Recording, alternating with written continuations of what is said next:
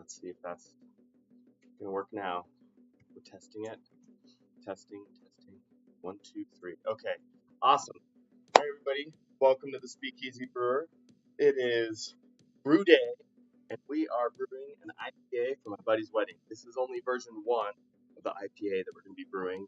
I'm hoping to get at least two iterations in, make sure that the recipe is taken care of. We got the recipe down, and make sure that we have the carbonation intake down. Anyways, that's what we're doing today. And I'm excited because it's a little bit different than the recipe that I was planning on making. Most everything is good, but I ran into some issues, hops that I wanted to use to kind of copy the recipe I made a while ago.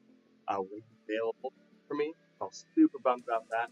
And one of my suppliers went out of business. So that's a big bummer. One cool thing is a buddy of mine came into town yesterday and he gifted me some hops. So that was awesome. So big shout out to my friend Chad Rainey, who's in LA. And anyways, he gifted me some hops today. So we're actually using those hops for brew day today. Otherwise, I had a horrible headache yesterday. So normally I do a yeast starter as well to help efficiency and also increase the speed at which the beer begins fermentation as well as finishes fermentation. But my headache yesterday pretty much freaking knocked me out. I was unable to do that. So not a big deal though. Most of the yeast packets that you can get are ready to pitch. So my yeast is ready to go for today. So we're just going to sanitize the packet, cut it open, dump it in once the beer is in the fermenter, and that's all we're going to do today. So we're going to keep it nice and simple. So for those of you who are joining me today, welcome, welcome, welcome. If you're new here, this is a channel for you if you like beer reviews, and I guess random gaming, which most of the time I don't do. I try to keep it as characteristic as possible. So I brew beer. I can teach you how to make beer recipes, sometimes roast coffee, do beer reviews, and eventually we're going to get into talking. But for now, we'll stick with it. So, I see one person's on right now. I have music playing in the background. Can you tell me if it's too loud or too quiet? Uh, it's okay. I just want to have music in the background so I'll have my partner in crime here today, Swine Hunter. I'm gonna have to have background noise so I don't have noise, guys. It's hard to think of things to talk about eventually. Anyways, there's that. Otherwise, it's a beautiful Utah day. Rain. It's spring out, which is fantastic. And sorry if I sneeze in your ear. I know the mic's right here. I should go to the side. Hey, Sam Dog. Okay, awesome. Audio's a bit choppy. Thanks for the heads up. Maybe I turned it down. Anyways, hey, Sam Dog. Thanks so much for joining Rob and I on the stream the other day. It was awesome. Appreciate the donation for charity. A lot of fun. You made the game really fun. So you added some unique things. Made it challenging. It was awesome. So, thanks for jumping on today. And, it's awesome. I met up with Rob on Monday night, and we got to enjoy some beers. So that was awesome. And really love that. Rob's awesome. So it's fun to meet with him in person, and I found out that you guys are best friends. So that was really cool. But anyways, thanks, Sam Dog, for the follow and the donations last week. That was fantastic. You're way cool. So one thing I need to do, I'm going to step off screen for a second. It's raining like no business today. I have to scoop out the water in my garage before I get to the garage. Then I need to get the propane tank all set up. This water's going all the time. So give me 2 seconds.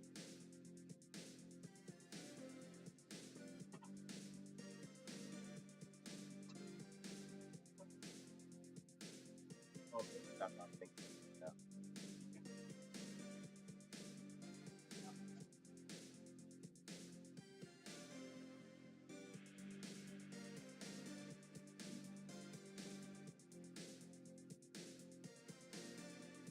Yep.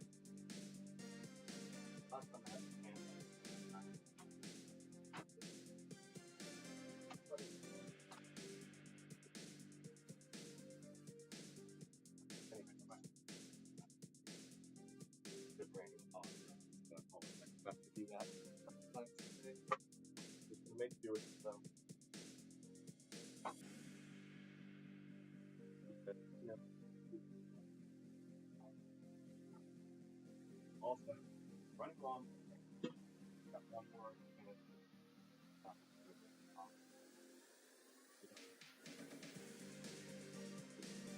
Like my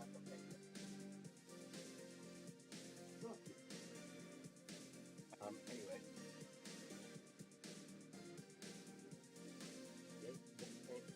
Hard to hear. Okay.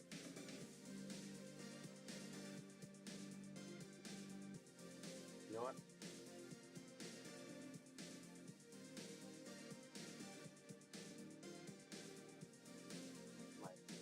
My chart. Oh, yeah. So I'm getting the sound. One of these cameras. I don't know which one it is. Okay, I get close over here. It's louder now. Hello. And if I get over here, is it quieter? Yeah. Okay, so it's that camera. Okay.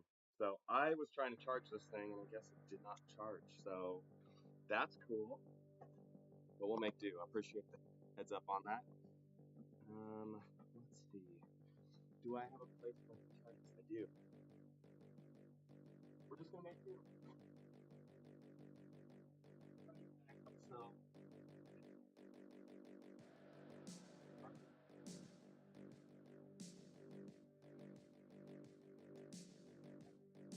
that's charging. We'll see. If maybe.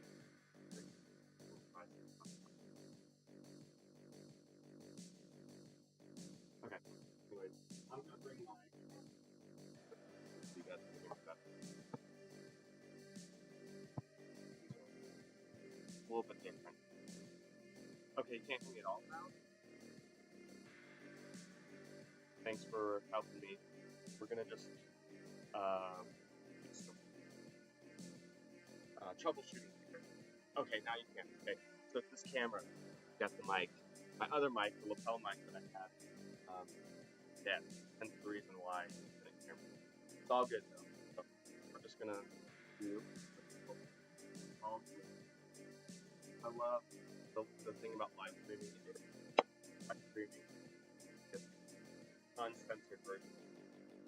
So I'm assuming this camera then will make noise when I'm doing some other stuff. Anyways, okay. So before I get going on things, I'm gonna let this water start heating up. We have it all ready to go. Get the water going, and I'll make it guys all.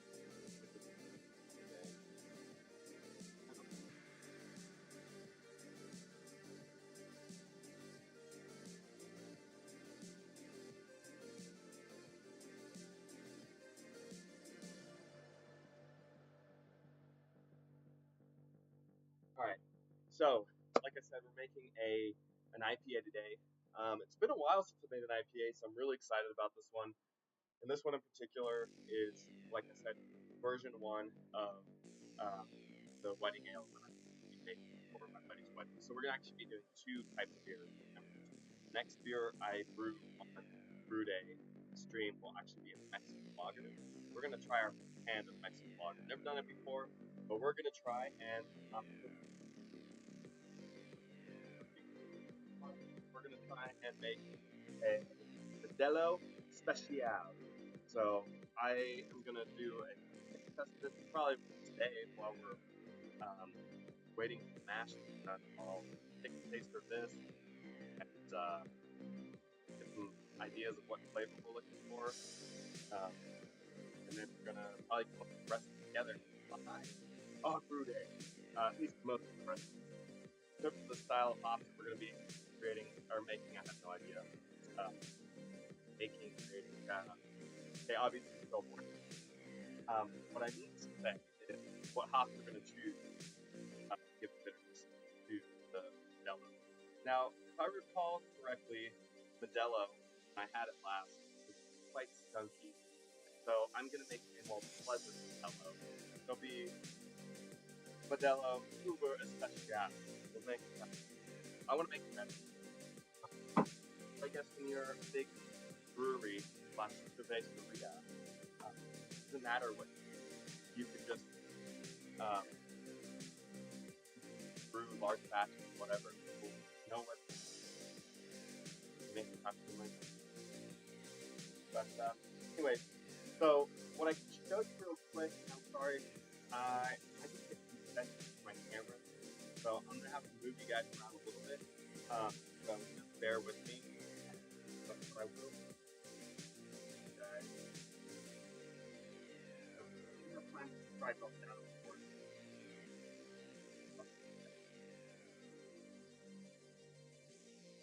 Our recipe today. Oh my heavens! Can you see it? Okay, just bear. Okay, thanks. We're gonna turn it down.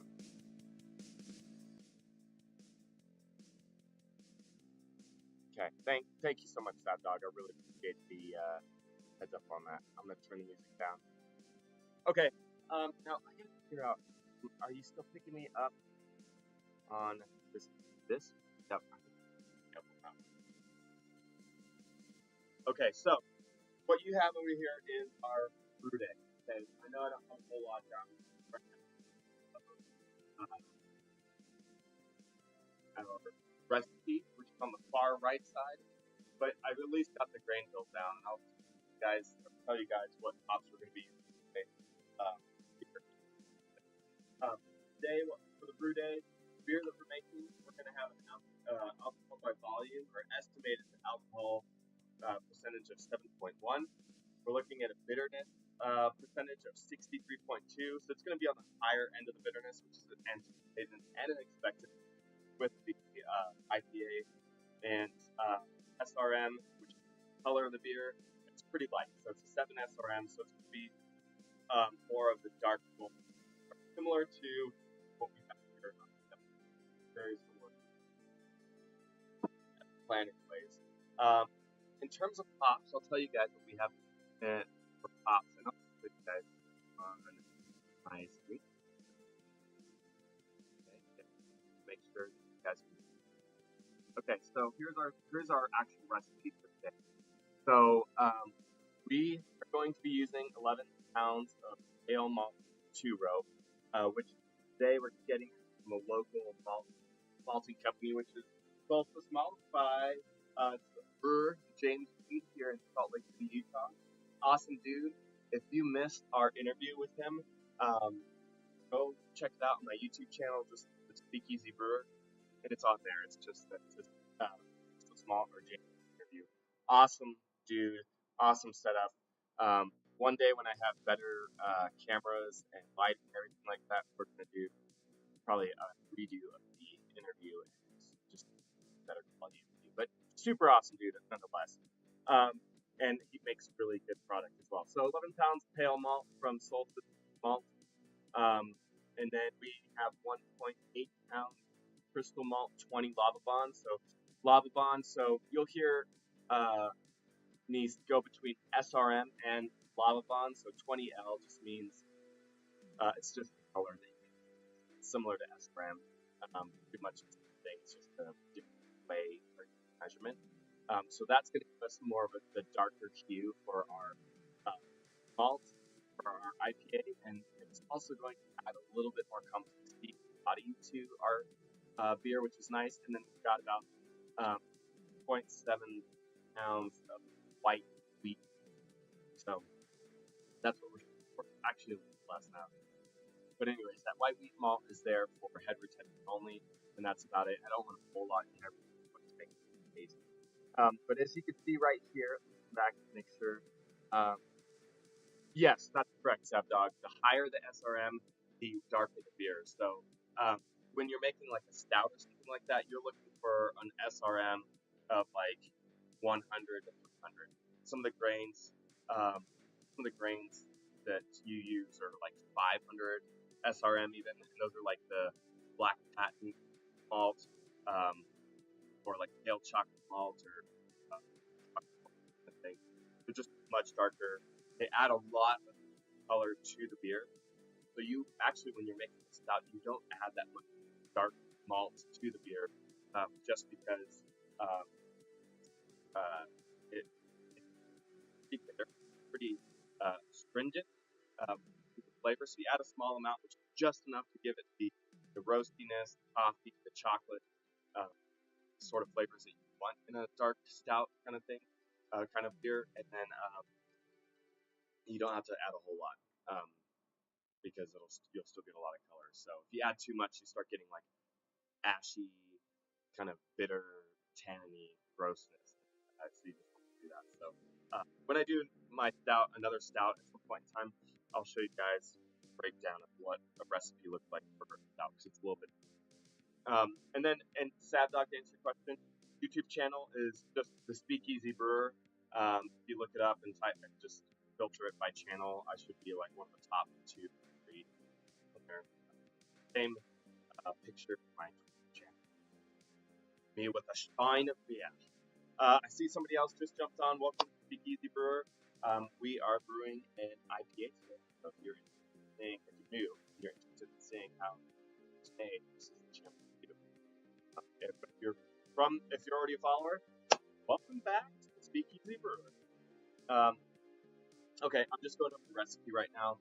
We just went over the grain bill. In terms of the hops today, like I said, big shout out to my buddy Chad Rainey, LA. He actually gifted me some hops. We're using those hops to get the brew day. And part of that is because not only did he gift them to me, but the hops that I wanted to use for this beer are available at one of the beer supply stores, supplier that I go to often, going out of business. So it's going to add a little complexity. Whatever, we'll make it work. But today we're going to be using Galaxy hops. We're going to do 1 ounce of Galaxy hops at 16.10% alpha acid, which means that's going to be our bittering hop. All the hops we're using today are quite bitter, actually. But Galaxy hop is going to be our bitter hop, and I'm going to explain.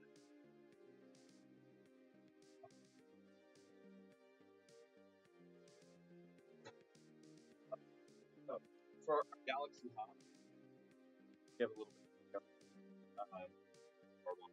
so our Galaxy hop, let me show you real fast. These are our hops today that we're using. Oh my gosh, I gotta get you in the live stream so you can see my own face. Okay, so these are our hops. We're using pellet hops today. Okay, this is what they normally come in. You can also do flower hops. So we call it full cone versus pellet hops, and it kind of looks like this. It comes in a much larger bag. These hop flowers in it. You'll get everything from pollen and all the acid and everything. It's all in here. Actually, it's really good. This one in particular is one of my favorites, and I'm a little bit biased because my parents' hops grow them and they send them to me. It's Cascade hops, and the hops are not very bitter. They're so pleasant. Very floral. It's pretty pleasant here. Okay, so one thing about Galaxy hops is fruit, or the profile that it puts in our beer, is a tropical fruit, key lime, and a little bit of citrus. It's pretty good. And the hops that we're going to be using for the rest of the brew day, we should go straight to my page, bring you with me. Okay. So the rest of it today, we're going to be using 0.25. We're going to be using Mosaic and Citra hops. Okay. For the Mosaic hops, we're using these hops today for flavoring and aroma.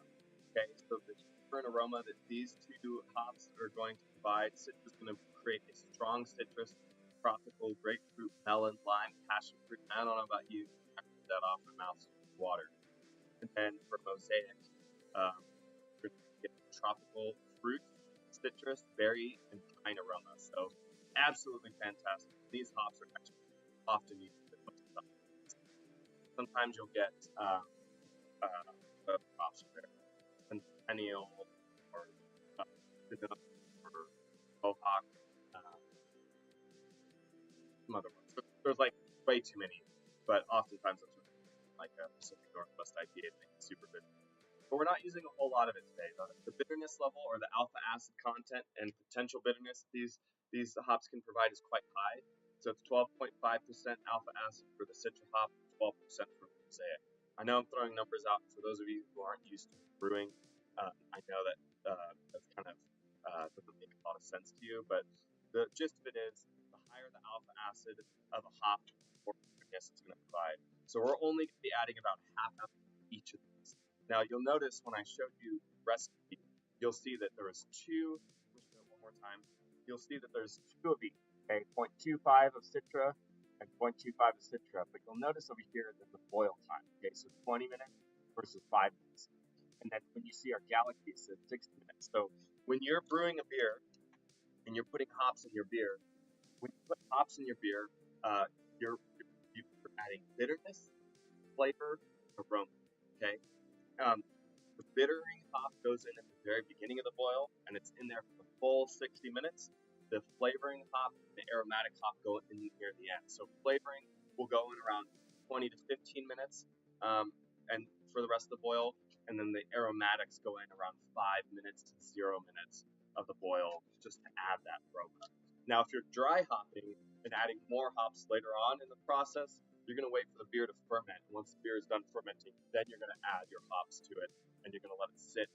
You're going to add dry hops to the fermenter. You're going to let it sit and ferment for a few days, and then you're going to bottle it. So that's where you get like that really hoppy aroma and hoppy flavor on the back end. So that's what's going on. And the reason we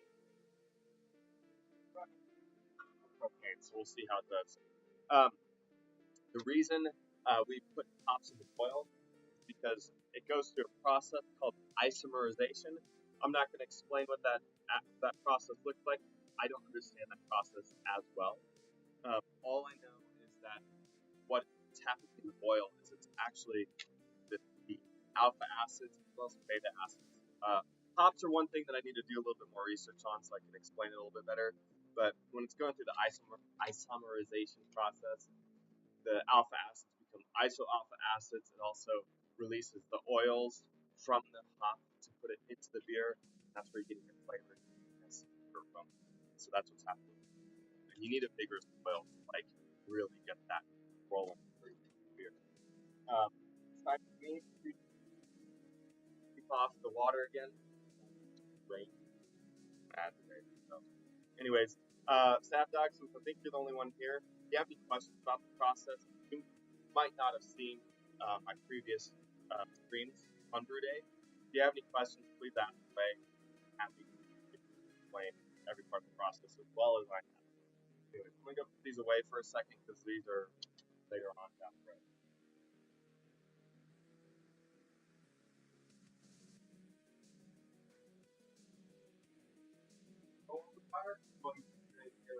Right now I'm heating up water, and water we're heating up is called our strike water. Okay? In this container, just going to bring this down just a tad more. But yeah, I'm going to come become cooler. And let me tell you what, I know it looks really ghetto, but you can still make amazing beer with these Home Depot coolers. I've proof. You see these medals right here? I made 2 beers, and I got a silver gold medal. I'm using today. So you don't need expensive equipment to make amazing beer.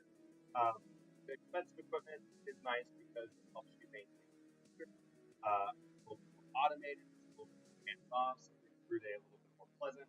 But I mean, honestly, it's a lot of work for me to stream and do brew day, but it's still fun. It's still good. I'm gonna brew anyway, so I might as well bring you guys along. So what I have here in my hand, sorry, I'm trying to keep. I'm looking for a very specific.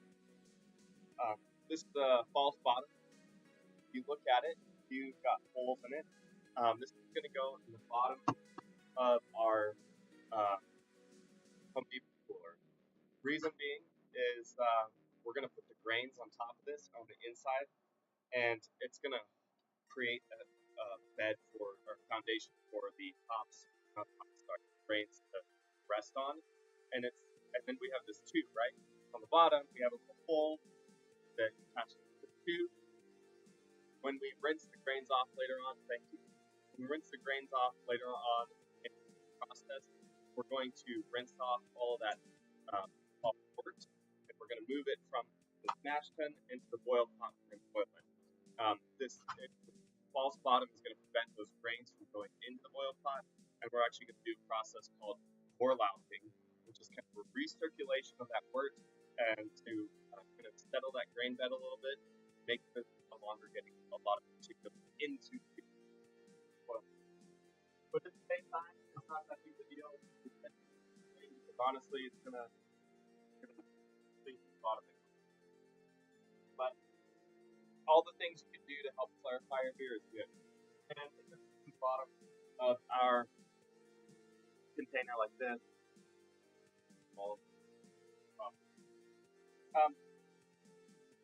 The reason why we're heating up the water, typically when you're creating beer or brewing beer, what you're doing is you're making okay. So with cheese, you get herbs and spices and all this other stuff.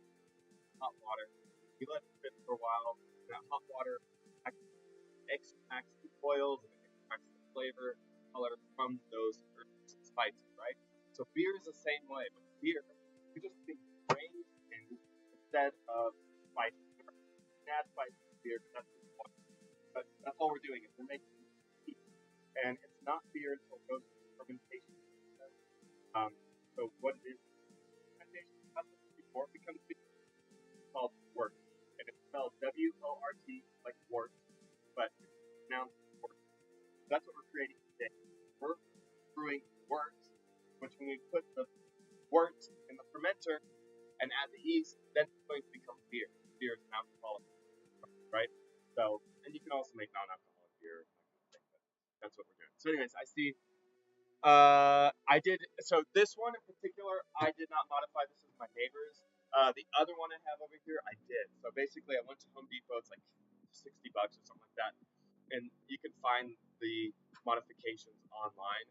And you just get the Home Depot cooler and you just get all the parts and pieces, the nozzles and everything like that. You stick it together. Bye. You get all the parts and pieces, you stick it together, and then it's good to go. So the one that I put together, I was looking at it was a new style of Depot cooler, so the directions and all the parts and pieces didn't actually quite fit together. But the walls were too thick. So I am not the most handy person in the world, so I was getting super frustrated with it. So honestly, if I ever do anything with beer stuff again, like that's part of the fun is kind of creating your own thing. I just want to brew beer, and so coming up with my own things and trying to build it all and dealing with frustration, not having the right parts and pieces, and making a bunch of Home Depot trips. This does not sound fun to me, honestly. So maybe if I have a future brewing partner in crime, they can help me with that if they're more handy. But until that time, we're just gonna use what I have until it's not working anymore, or until I'm ready to kind of upgrade to the next one. The water's almost to our temperature.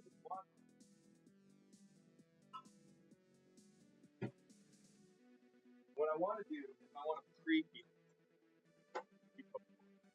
just that. Because it's cold water, and cold then, see by the steam.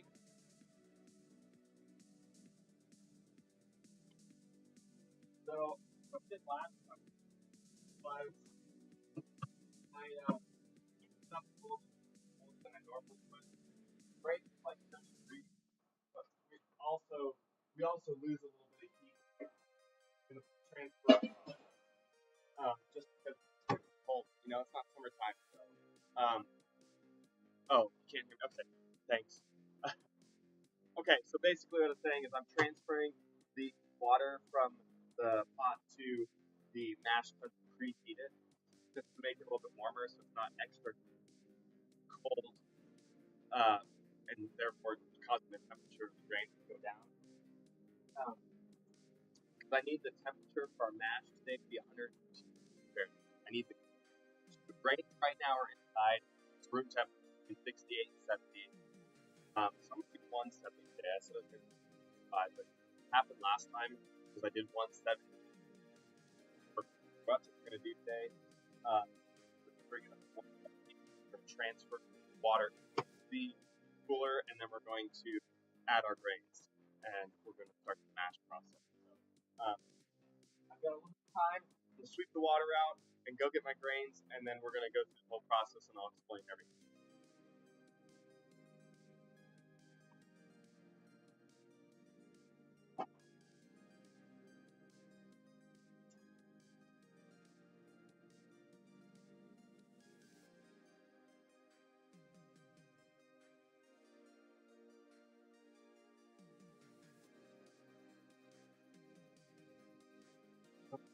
Grains, I'll put that.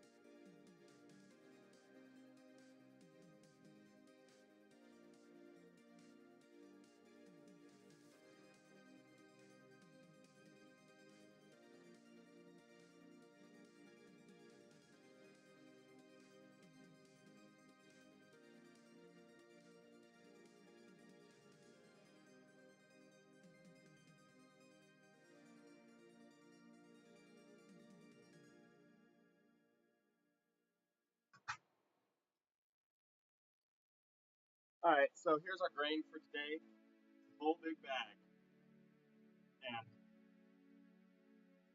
it's coming good. Oh, I know. There's 170. So we're going to move the water in. I'm going to double check to make sure.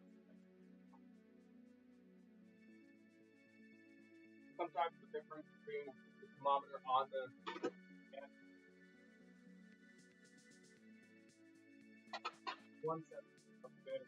Since it's cold, I'm trying to move fast, so I'm going to be busy for a second, and then I'll explain them. Okay, but I need to do things quickly because if I don't do things quickly, I have the potential of losing the temperature so much.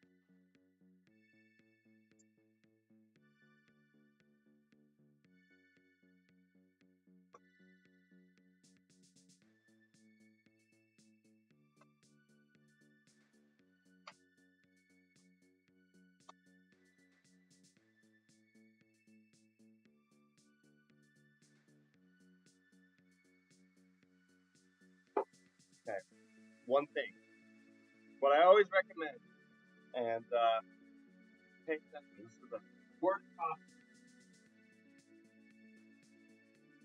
When you're brewing, you're always dealing with hot items. So make sure you have the proper protection and use your bare hands. Right. Right. Have to. Okay. Yeah? Do you mean it? Oh, going to come in. And it's pre-measured, so there's that while I'm waiting for myself to get the grains in. We will keep the top on because I want to not miss any of this heat. So I'm gonna bring you over here. Okay, we're gonna give you a beautiful view of these grains. Let's see what I can do here. I might need to move you guys forward. Come to me. Come to me. Okay, we're getting you a little bit closer. This is one of my things. I gotta just let you guys know. In my own couple of I have in that. Okay, we're gonna scream to and see. Does this look good? Does this look good? Almost. There we go. Look at that. Boom. Boom.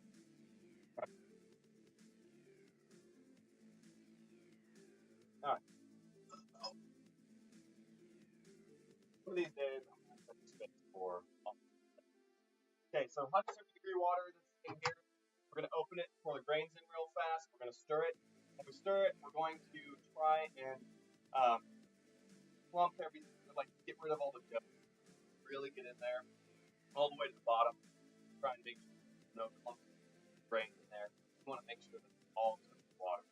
And I'll explain the science behind all of this in a moment, but now the most important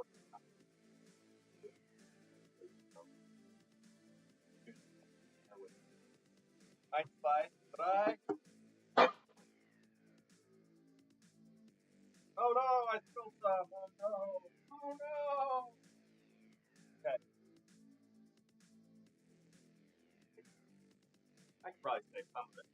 All right, not a whole lot. Okay, so here you go. We're going to really mix this in. So I'm just trying to get the top part in right now. With low hanging fruit. Should be fairly easy. Really bummed that I spilled all that grain. Whatever. And I'm gonna get down and make sure there's no clumps of dough. Then it's actually quite nice because there are no clumps of dough. Okay. We're at the right temperature. 155. Yeah, 155. So surprisingly, I've done like 3 degrees cooler. Okay, whatever. That's okay. 155. Make sure I take good notes. Okay. Brew day is a messy day. Okay, so now what do I need to do? Let me show you the. I'm going to screen capture this, and we're going to go to this. We're going to go to timer, and we're going to start the timer. So 1 minute. Sorry, 1 hour, not 1 minute. All right, so now we're in the mash room. Now I've got time to explain some things. While we're explaining this stuff, I'm going to get our next batch of water for our sponge, and then I'll explain all that. So, remove this back. I'm going to record the finding real quick.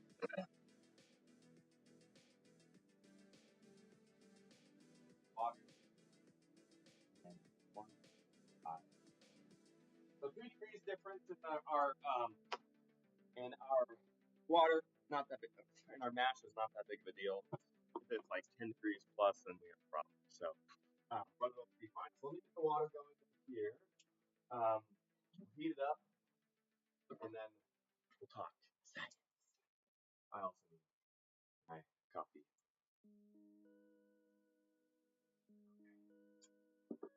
All right.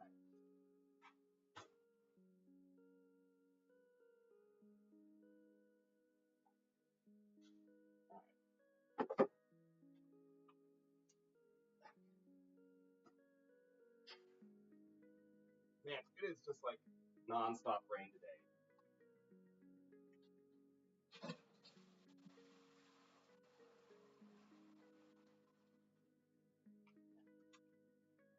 so tired of wet.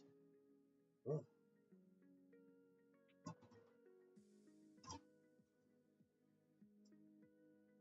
It's been a very wet year for Utah. I mean, we need it, so I'm trying not to think about it. Because the Salt Lake is very low, so it's very important that we have this. But man, and for those of you who do watch this and are followers, you'll know how bizarre it is that the last, I don't know, probably like 5 or 6 streams the last few months have all my brew days been, it's either been snowing or raining cats and dogs. It's wet every single time. And I think I've had one last 4 months where it was actually sunny. It's still freaking cold, but it's actually sunny. So, some benefit there. All right, let me do one more sweep of getting water.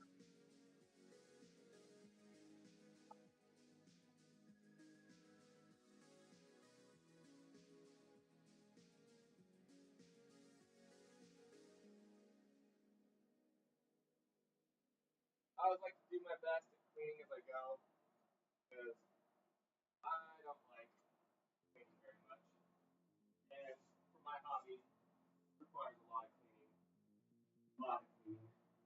It's not my most favorite thing, like I said. But man, the amount of cleaning I have to do is just. That's one thing that I will say. If you're going to get into brewing, be ready to clean. And cleanliness is your friend. making sure that you have um, a clean workspace and clean equipment that's going to save the day. Save.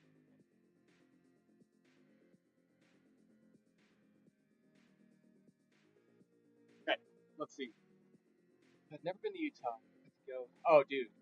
Uh, skiing here is phenomenal, honestly. And I would say I've gone a couple times here. I'm not a massive, like, big time skier just because, I don't know, kind of suck at it.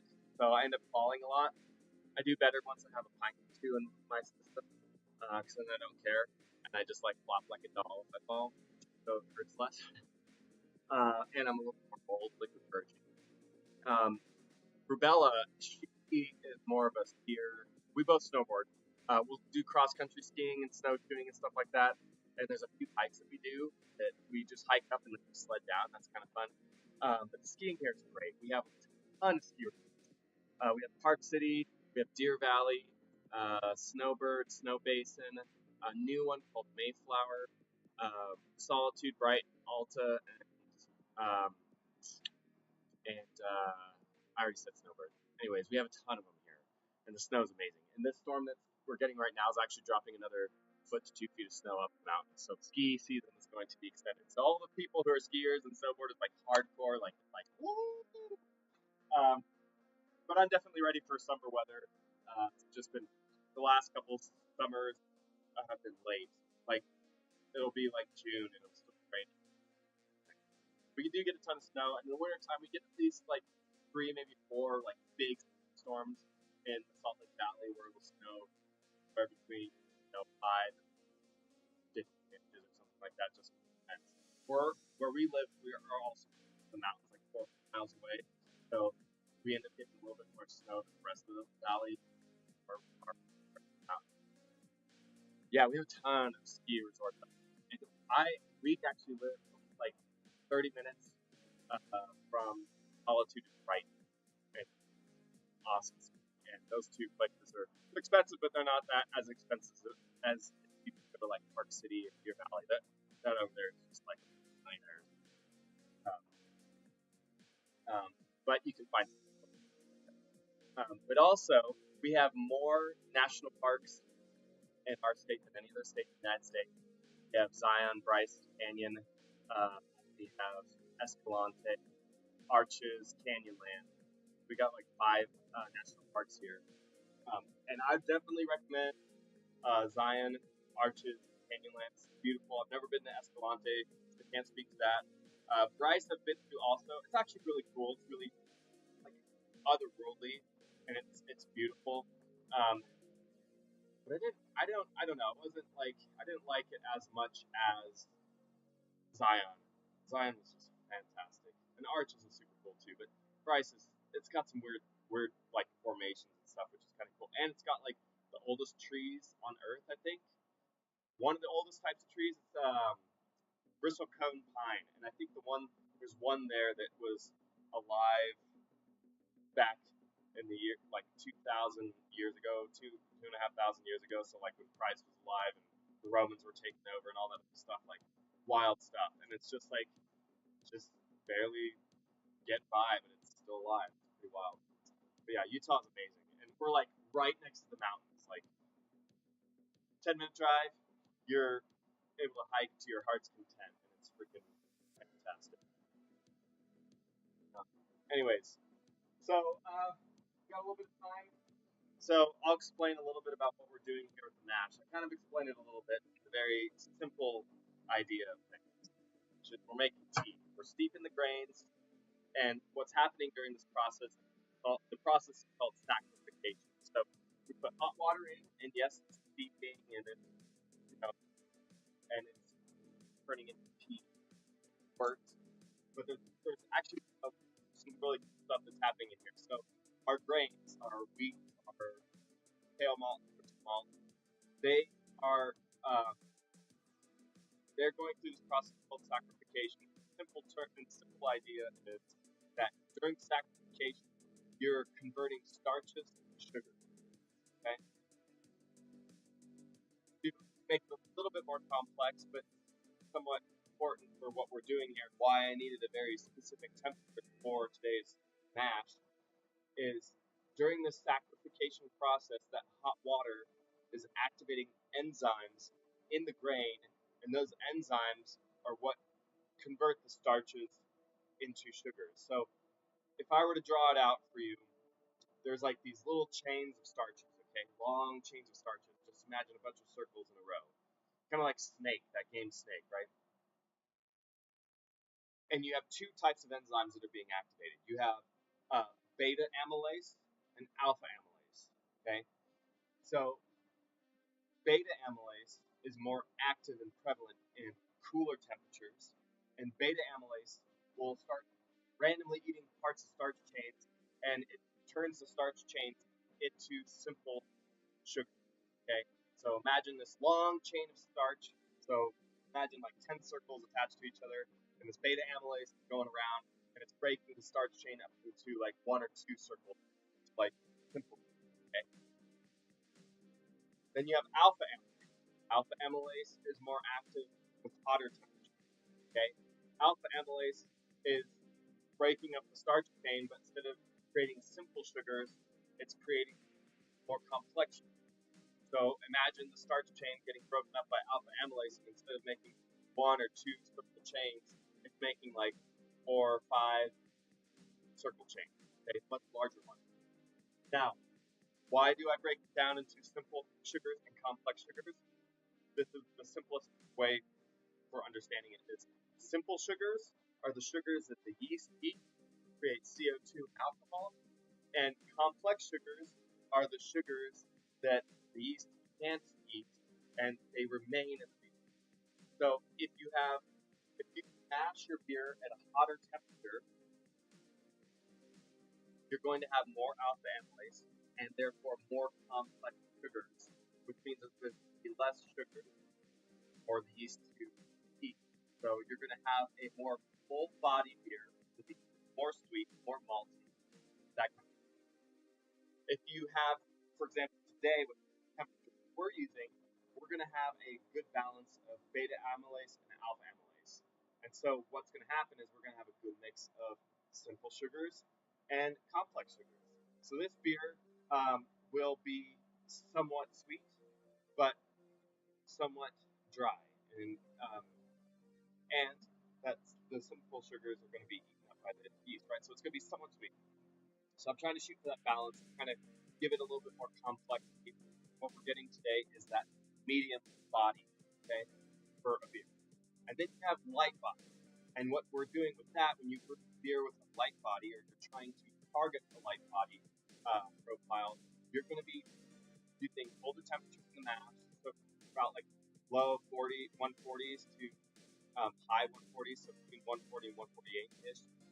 And what that's doing, again, is colder temperatures, so you're going to have more beta amylase and less alpha amylase.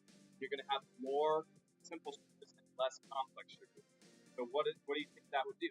Okay, think about it. If we had more alpha amylase that makes complex sugars that can't be fermented by yeast at higher temperatures, very sweet, kind of full body beer. If we have more beta amylase and cooler temperatures, less alpha amylase, more simple sugars, that means that there's going to be more sugar for the eat. Therefore, it's going to be less sweet in the end. It's going to have a lighter body. It's not going to be as sweet. It's not going to be as complex. It's going to be very dry. So you're thinking of beers like Kolsch, Pilsners, Box, Spoonfuls, that kind of thing. Anything that's lager, you're wanting a very nice dry. Okay? So that's what we're shooting. So that's what you be looking for. And they're very dry, crisp. That would be clear. Again, we're going to have a little bit of dryness in our. We have a pretty nice balance between beta amylase. That's what's happening. Okay. So when we are done with the mashing process, we're going to take the water that we're heating right now, which is this is our sparge water. We're going to put it back in that other container up here, which we call our hot liquor tank, and we're going to use that hot water, which is basically the same temperature as the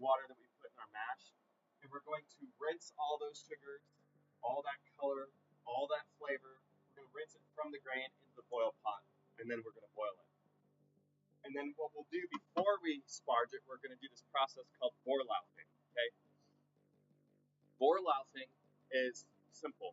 We're basically recirculating the wort through the grain bed, using the grain bed as a filter per se, and we're going to take small amounts of pitchers, like we're going to take 2 or 3 pitchers full of the wort that's in here, and we're going to run it until wort is pretty much clean. We don't want to see a whole lot of particulate floating around it. So the first few times we're going to pull it out, it's going to be really hazy, full of particulate. We're just going to dump that back in very slowly and carefully on top of the grain bed. It's going to just filter through the grain bed. We're going to do that a couple times until we get a pretty much clear, like as little particulate as possible in our pitcher before we start running it. Okay, so that's all we're doing. Yeah, that's the process. And so mashing, during the mash process, we're going to let it sit for about 60 minutes. Okay. There's a lot of things that you can do to make it way more complex. My job here is to brew good beer in the simplest way possible and the most efficient way possible. My job is to teach it to you guys and also educate you guys. Okay. So any questions? I think Sabdog, you're the only one on still. So if you have any questions, let me know. I'll try and explain the best I can.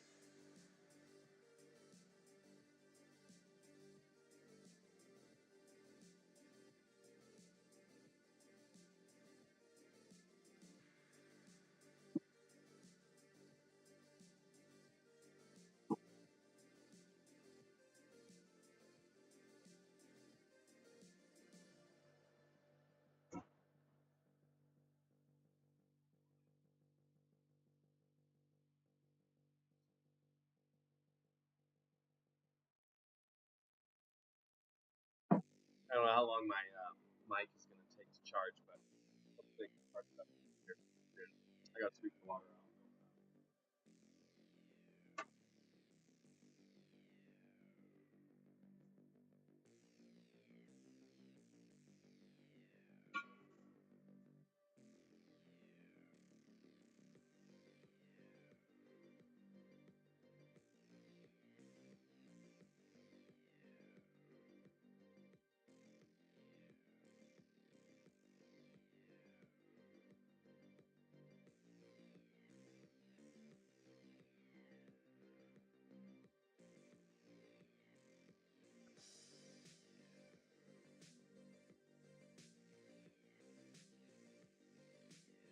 'Keep the timer real fast.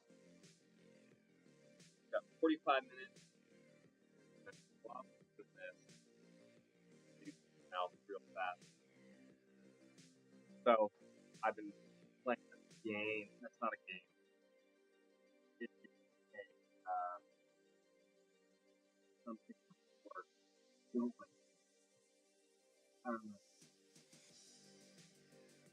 Basically, what I'm trying to do is go around work.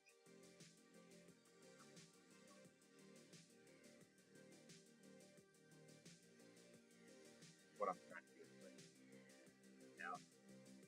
Oh, it worked! Oh my gosh, I'm still signed in. Yeah. Sorry, that's the Olympics. It's really important. All right, that was available.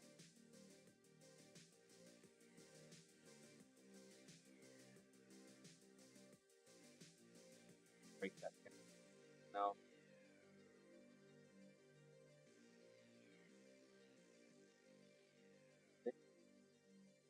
That maybe 6 or 26.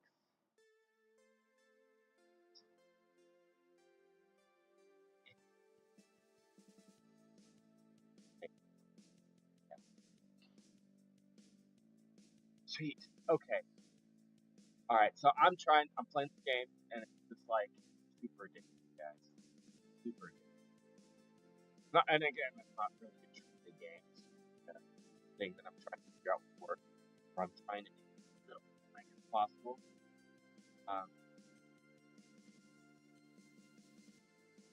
So I got Burn. I need.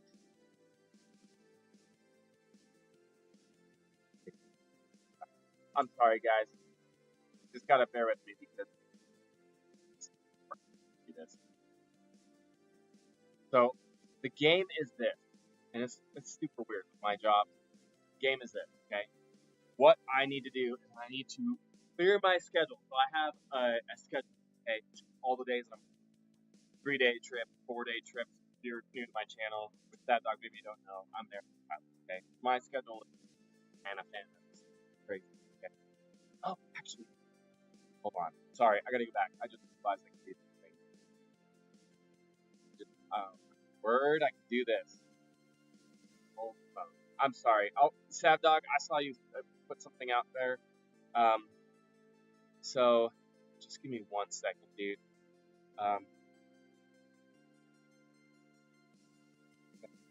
Local there. See, I can do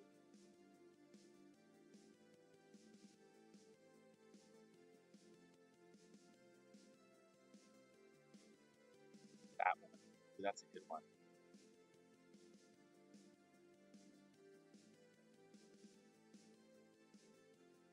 My phone is blowing up. I'm sorry, you guys. This is like bad viewership. It's not even good. Okay, whatever. I'll come back to it. Okay, so my schedule, clear the board. I'm trying to get rid of every single trip I have. The whole point is that I can pick up trips um, that are like higher paying. You get premium. So, anyways, have nothing on your board because it's like bid on things. You should get paid more for working less time. So that's the whole goal. So it's a game. Okay, so to answer your question, okay, so I didn't catch all of it, but it'll be interesting to see how the process is different for here. I have brewed. A lot of different types of beers. So I've done IPAs before, stouts, blonde ales, German pilsners, uh, amber ales, brown ales. I did a saison for Rob, and let's see, I did a spiced beer recently for Dune. I've done a Kolsch before. What else? Oh, I did a Rauchbier, which is the smoky German lager. And let's see what else have I done. I did had a stint. Oh, spicy amber ales. So it just depends because sometimes I'll do like there was this one beer that I made. It's called the Messy Pig. For one of the early followers and helpers with my channel. His name is Decipher on Twitch. Handle DCFYER. Anyways, he jumped on my channel and rated my channel, which was super fun. First time I ever experienced it. And then he gave me a lot of pointers to help me with my channel. So as a thank you to him, I was like, hey, I'll brew a beer for you. And so I brewed for him. He wanted me to do mock red stripe lager, which is a Jamaican style lager. And I didn't have, I was already brewing a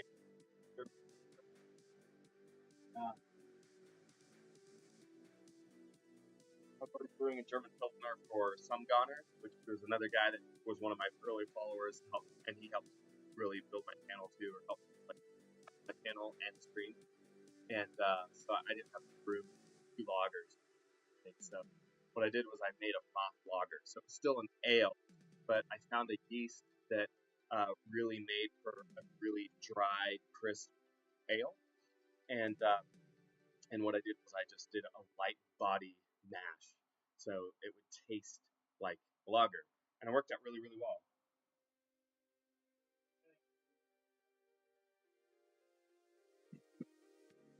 I'm gonna use as much as possible.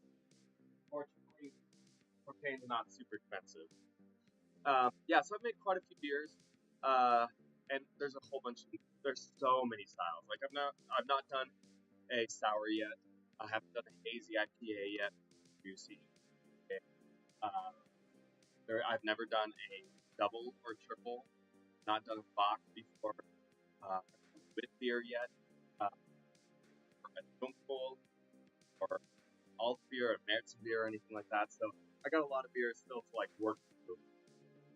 And I want to try and do all of them if I can. And also in the process, hopefully I can bring you guys along the process. I also want to do a. I also would like to do a. Sorry, I just got distracted real fast.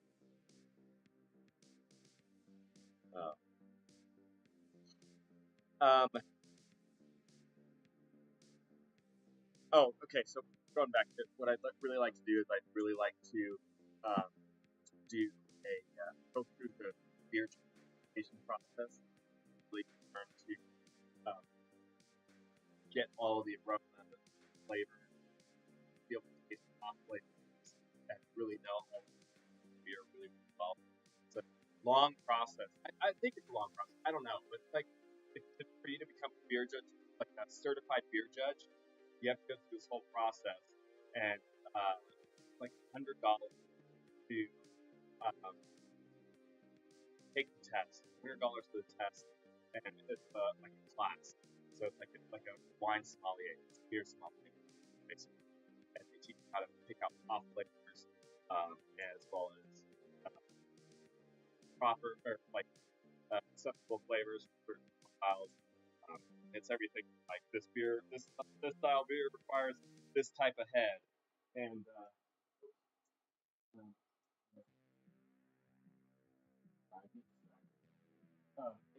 this beer requires a certain type of head that stays, and it's this color, and this level of clarity, and this level of bitterness, blah blah blah blah blah, all that stuff. So it's kind of it's pretty nuanced, pretty uh, specific, but it, sorry guys, I'm gonna go back to something else. You need to have a plan. Um, um, not, not so with my work, game, guys, it's crazy. I don't know how to explain it.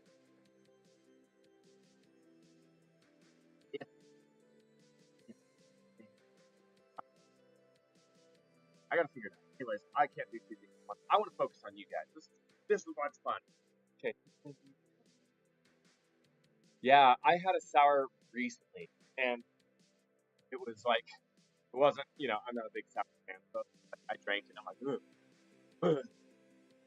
And, there's some good sours out there, though. I'm not a sour guy. I'm trying. I try all beers. Like, you go to a brewery, I'll try all the brands. Um, Atlantic, I've had Braggots, I've had all sorts of beers, and that's the game. You know. Okay, so what was I good?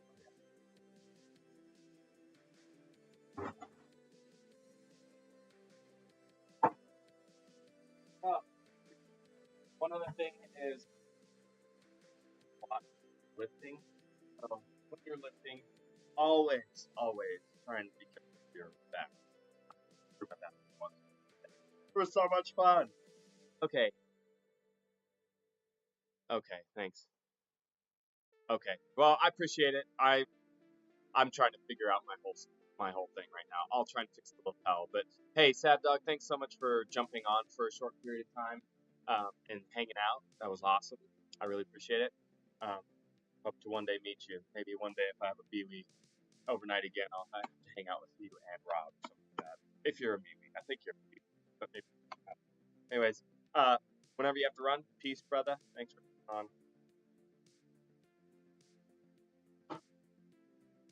Also, thanks for the heads up on all the audio and stuff. I'll try to fix that.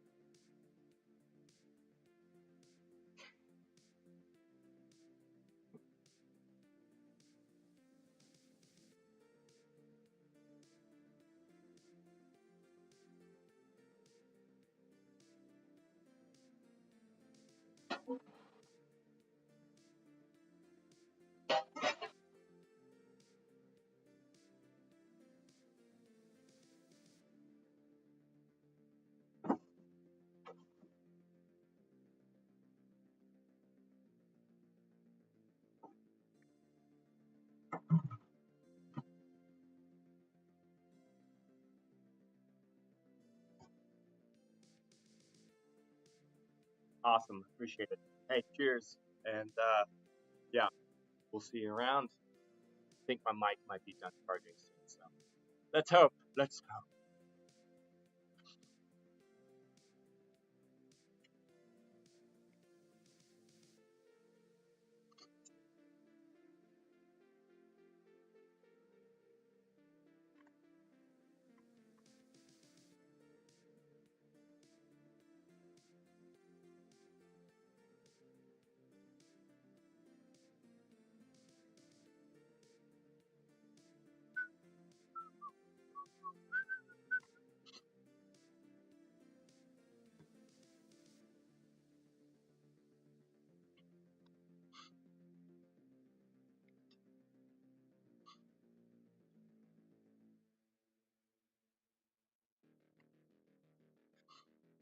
All right. All right. All right. Let me check my mic. Let's see. It's been charging for the last hour. I don't know how long these things charge.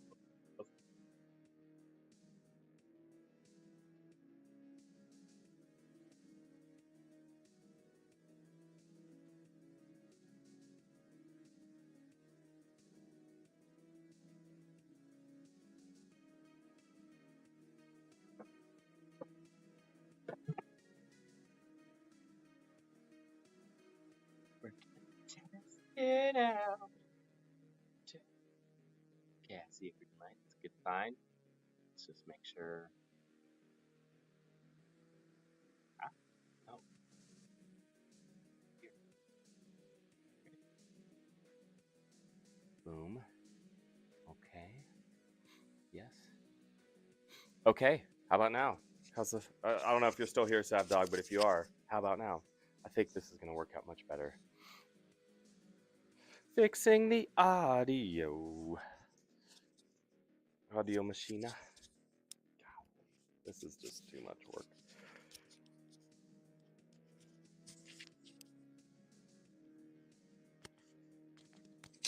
Okay. All right.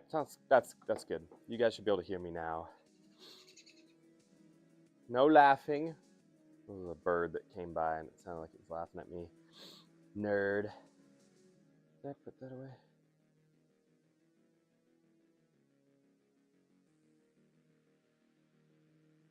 Don't do this to me, computer. Don't do it now.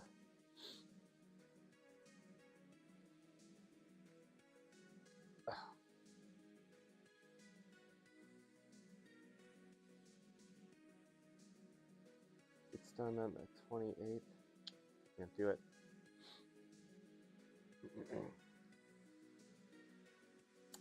Brown chicken, brown cow. Brown chicken, brown cow. Okay. All right. Oh, Savdog, are you still here by chance? Real fast? Just let me know. I have a real fast question to ask. But no pressure if you aren't. You wouldn't even hear the question anyways if I were to ask it, so I'll wait until I get a response, if you are.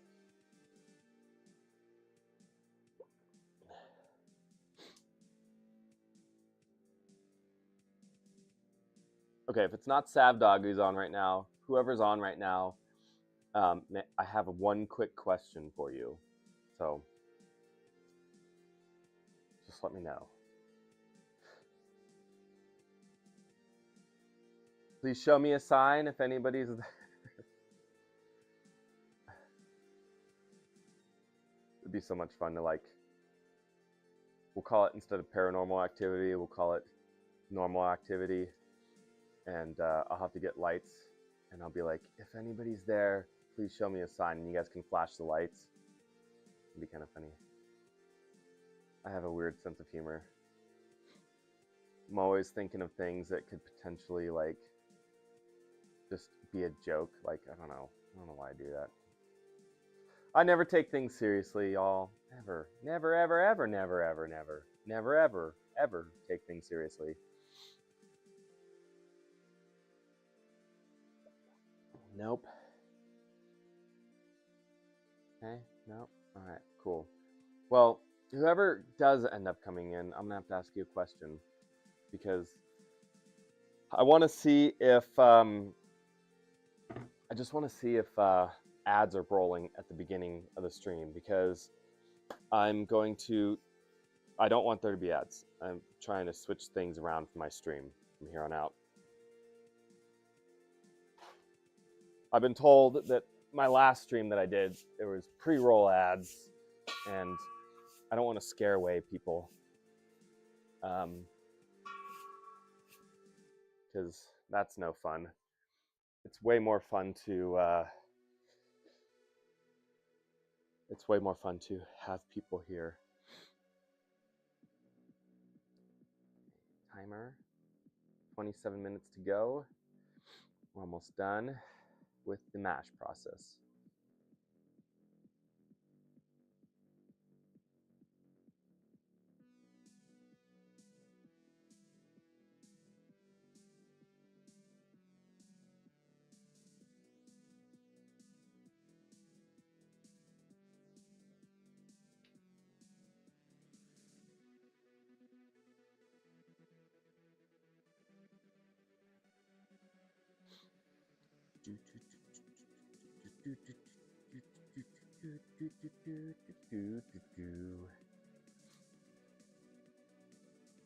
Maybe I'll make the music just a tad bit louder. That way you don't have to hear my voice. Love myself some coffee.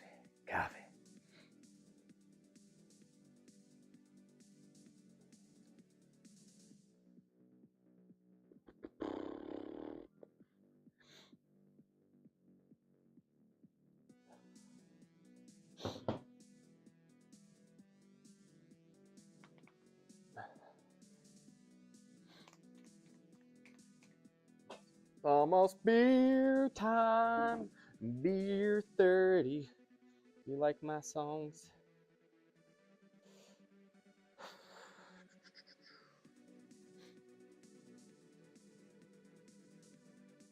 definitely feel like it's harder to come up with things to talk about when you're the only person. It's weird. It definitely helps when people ask questions in the chat, faux show. 4, 5.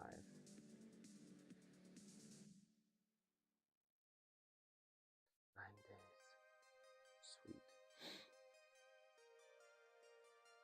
But yeah, it's all good. It is the way the world rolls. Oh, you know what I should be doing? I should be checking my YouTube channel. I'm sorry for all my YouTube people that are out there right now. YouTube.com. Let's check this out right now. I need to go to studio because I think I'm streaming right now. Let's see.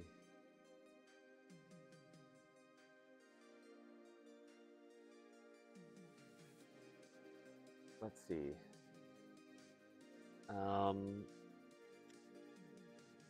Just go to my channel. Let's see if, okay, I've got a live brew day here. Okay.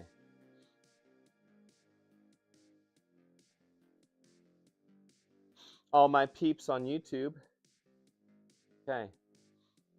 I will try and check it out. I don't think anybody's watching right now. Oh, there is one person watching. Oh, that might be me. Oh, gee. Hey, if you're on YouTube and you're watching, I'm sorry if I haven't shown you any love. Hey, we got 2 people on Twitch now. There's people on Twitch. There's people on YouTube. Oh my gosh, it's getting exciting. For those of you who just jumped on to the Twitch or even YouTube, whoever is on right now, you guys are jumping on at the right time, because guess what? We are brewing the beer today. I just realized I need to do something real fast. Hold on. Hold the phone. Sorry, I'm doing 2 things at once today. So for those of you who are like, what? Why is Austin not acting the normal way? It's because he isn't acting the normal way. Boom. Yes. Please let it be available. Please let it. Oh, right. I got it. Okay, so for those, you're probably sitting here going like, what in the Sam hell is he all excited about? I tell you why. Let's see. That was better. This is a weekday. Honestly, this is better. I think.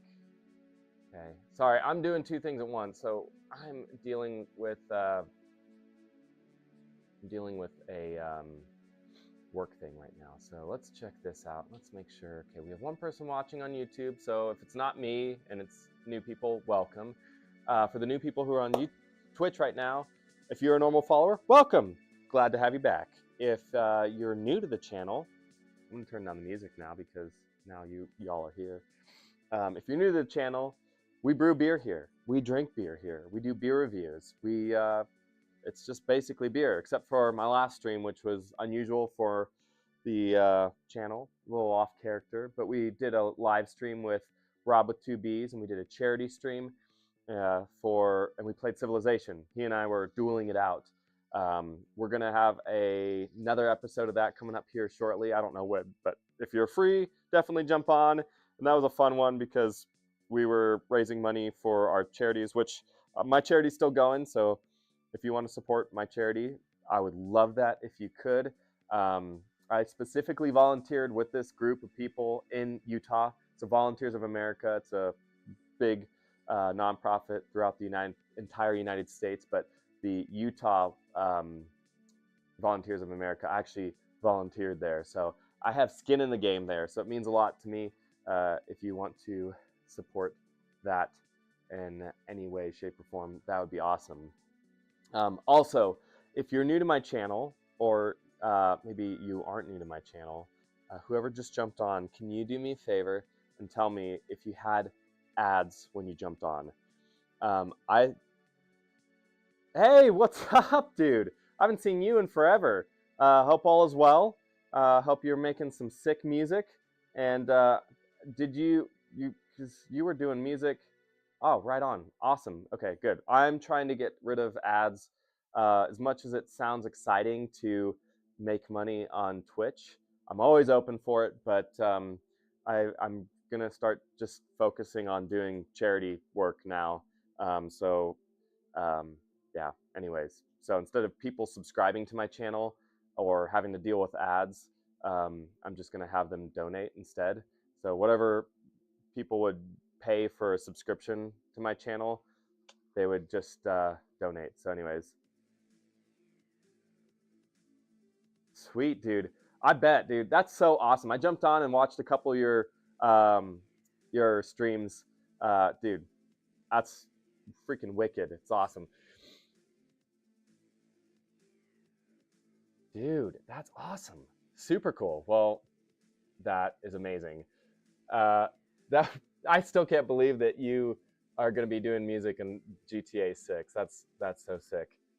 Anyways, I hope you're doing well, man. It's great to have you back here. We're brewing an IPA today, and we're just about to begin the whole Vorlaufing process. So we got about 20 minutes or so. But yeah.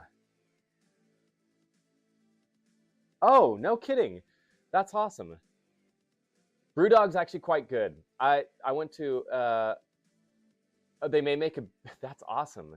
That's super cool. So wow, that's crazy. So Brewdog, I love Brewdog. I first found them in Amsterdam actually because I know they're a Scottish brewery, but they've got little breweries all around.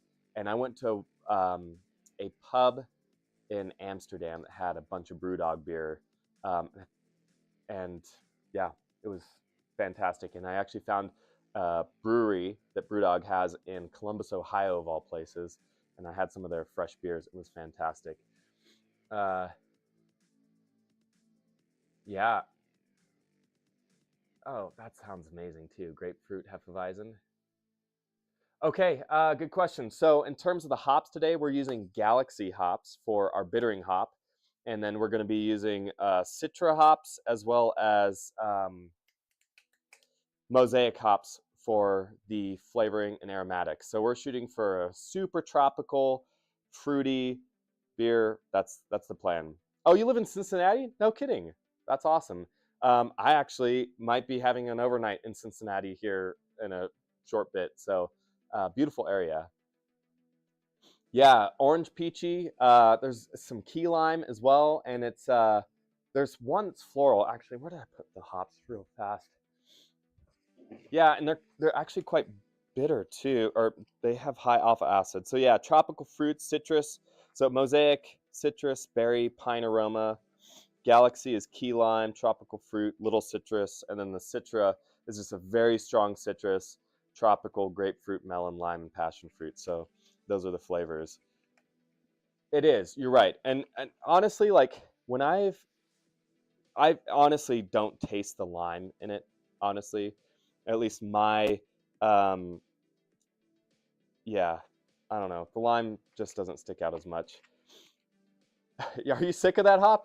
I've used that hop a couple of times. It's okay.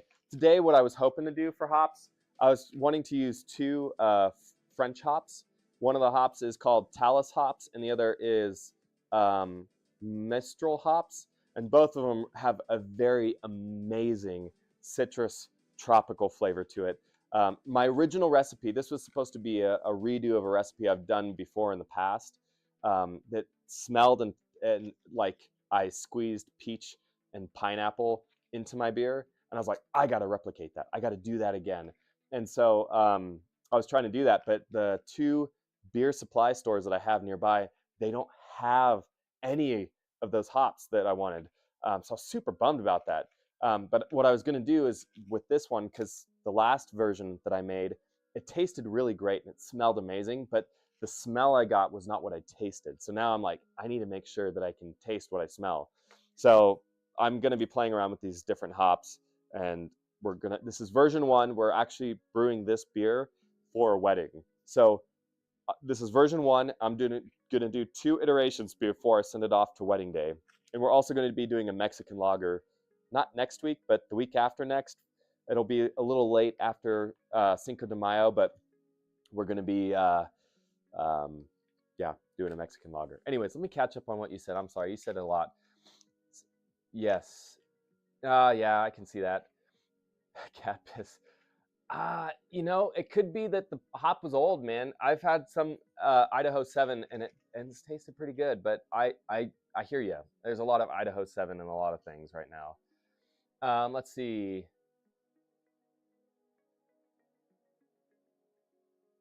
Oh, really?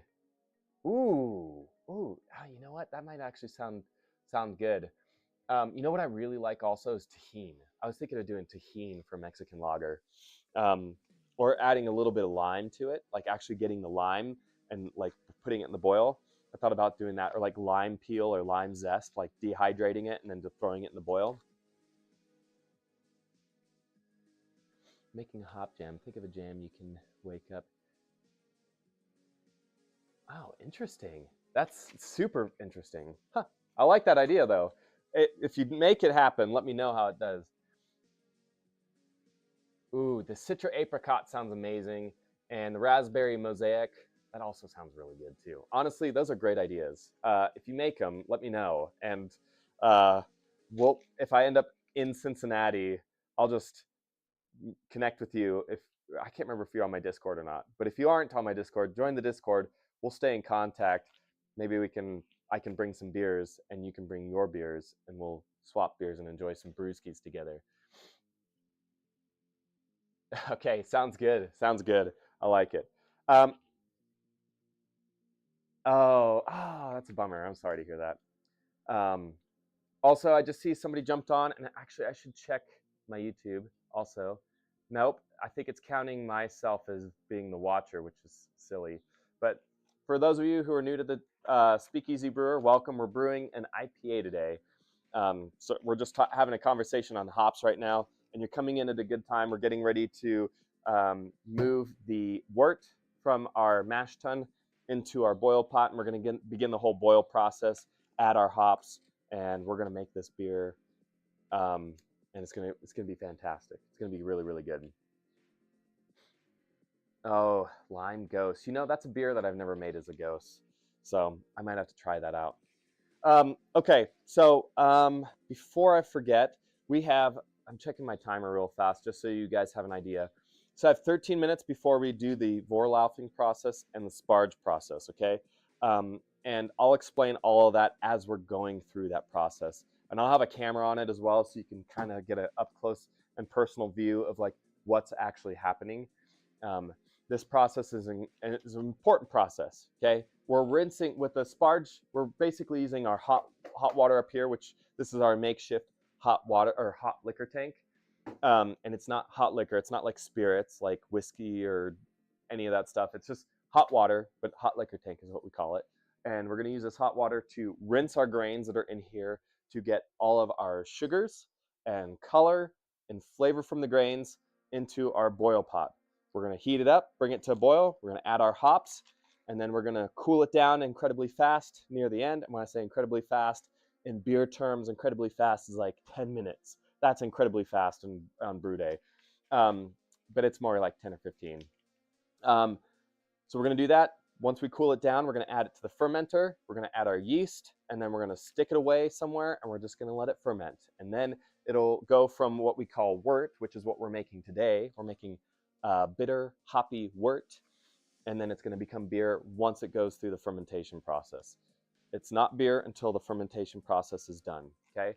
And speaking of beer, it's about time for me to grab a beer. So I have a beer that is finally pretty much done conditioning.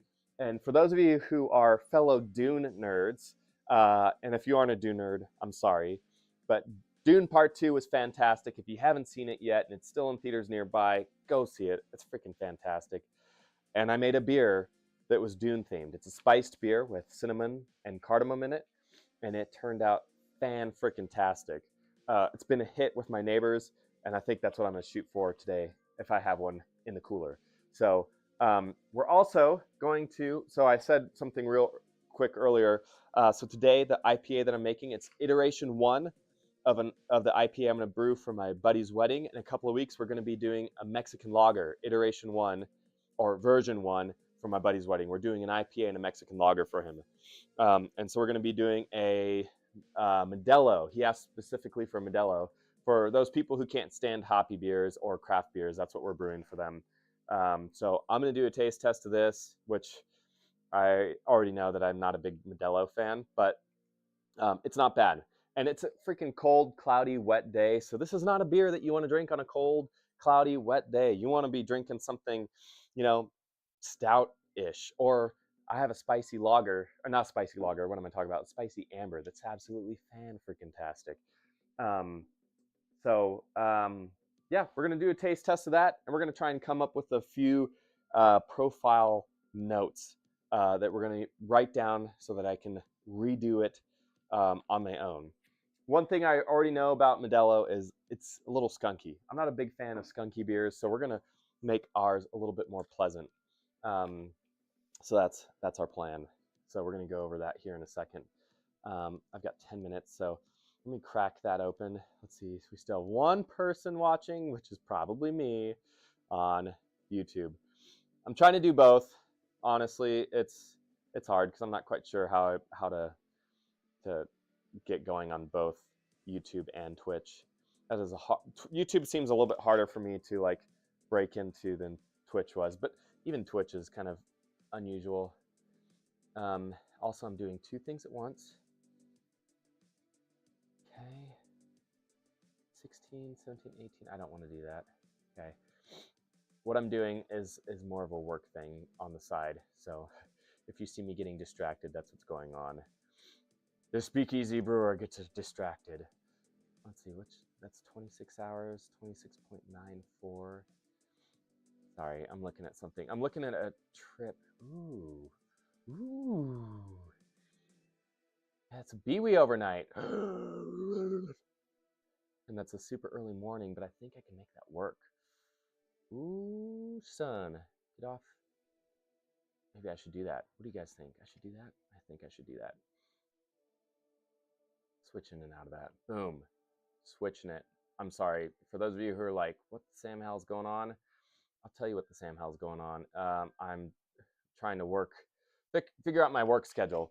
So I'm doing 2 things at once. So if you see me getting super distracted, I learned a new thing about my work schedule that I can do, and it feels like day trading. I'm pretty much trying to get rid of all of my trips that are already on my schedule and whittle it down to little tiny things and give it away. And then what I'm going to do is I'm going to go pick up trips that are double or triple time. it's a game. Southwest is a special place where we have like this game that if you play it right, it works out really well. And so that's what I'm trying to do. I'm trying to have more home time. One, because I have a kid on the way, and two, because I want to brew more beer with you guys and do other things. So that's what I'm trying to do. So, okay. I don't know why. I'm just blabbering a lot. It's just me, myself, and I, and then whoever's on the chat. Yeah.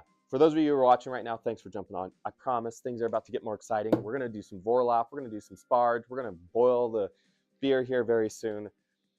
It's just a long waiting process. So I'm going to put these down, and I'm going to go get some beer, and it's time to drink some beer. And we're going to do a review / write some notes about it. And I'm getting over a cold. So Rob, if you're watching, you start getting a sore throat. That's probably for me, and I apologize. So I know I don't have kids yet, but one thing about the airline world is you're around a ton of people, and you're around all the sicknesses, everything that goes through the freaking airports, everything that everybody gets, you get it. It's like having a kid all the time. All right. Woo, doggy. Okay, here we go. So we're going to do a quick taste test of this Mexican lager, and we're going to go with it. Okay, so we've got this beautiful glass that's going to help us get a good view of it. Oh my gosh, the carbonation's great. It's got a beautiful head. I will give Modelo that for sure.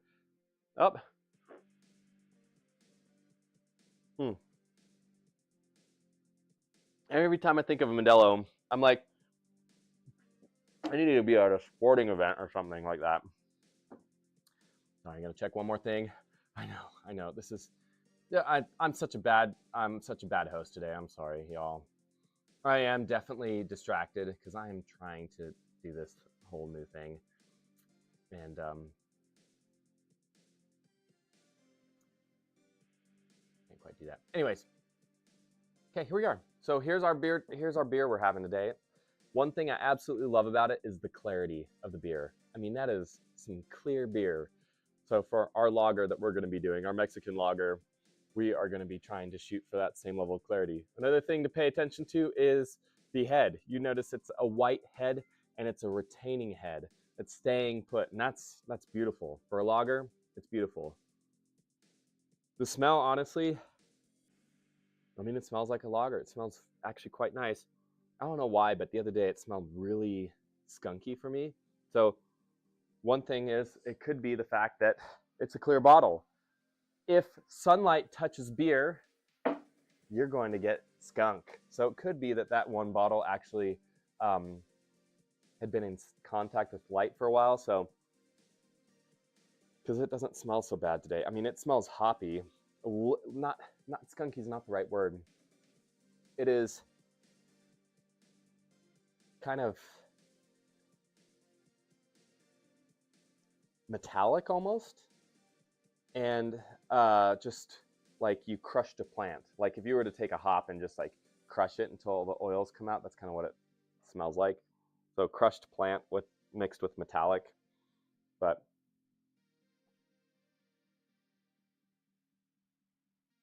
it's actually not bad. This one's pretty good. You can also add limes to these, and it tastes even better. So it's smooth, which the smoothness comes from the corn that they put in their beer. And corn is a simple starch, which creates simple sugars, which amps up the alcohol, but it also kind of gives it a smooth mouthfeel. And in terms of hop, it's actually quite bitter. So, but it's floral. It almost tastes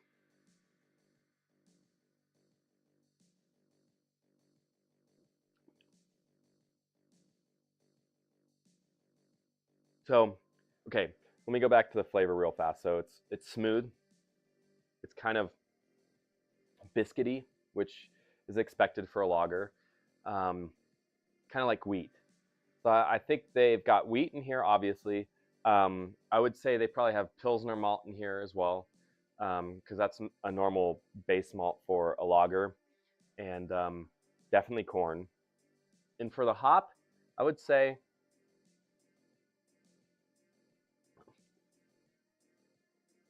it's quite bitter. So I would almost say it's probably some prevalent North American hop. If I were to guess on the alpha acid, I'd guess it's probably about an 8%, maybe even higher because of the amount of bitterness that it has, which is kind of surprising. But it's also got a floral, hot like aroma, not not aroma. Like I said, with the aroma, it just smells like crushed plant metal. It's kind of metallic, but the flavor is floral, kind of citrusy. But it's not a long-lasting bitterness. So it's bitterness that just kind of rests on the back of your tongue, and it only rests there for a little bit of time. It's not bad. So if you are like new to the craft beer scene, you're looking for a beer that you kind of want to ease into craft beer. Obviously, this isn't a craft beer, but kind of get yourself into like thinking about beer styles. And you're used to Busch and Bud Light and Coors and Budweiser. Sorry, it's gross. But anyways, this is another great beer that you can try. Lagers are a good style beer for people who are wanting to start penetrating that craft beer scene, and kind of get to that lovely beer world that's out there. It's fantastic. Anyways, it's pretty good beer. Pretty good beer. I'm gonna guess we're down to like 3 minutes until we do our Sparge and Vorlauf. So let's we're down to less 1 minute. So we're gonna do that here in a second. Let me make sure I show some love to anybody who's watching on YouTube, which nobody is, so that's cool too. Not a big deal. I just love that for those of you guys who are here, I just love that you guys are here.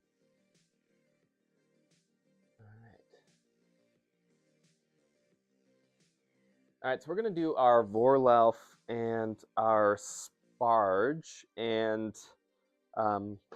pretty close to that. Once we're starting to heat up our wort, we're going to I might run and use the toiletta. TMI, I know, but we're all friends here.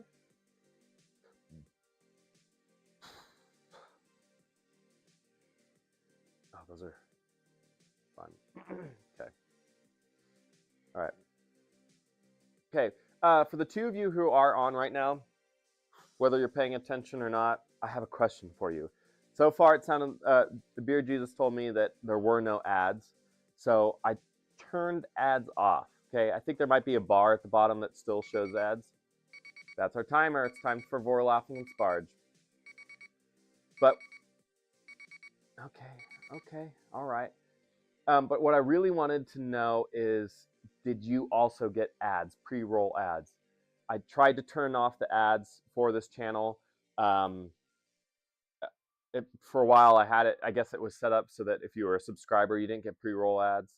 But if you're getting pre-roll ads and you're not a subscriber, let me know, please, because I'm trying to turn the ads off.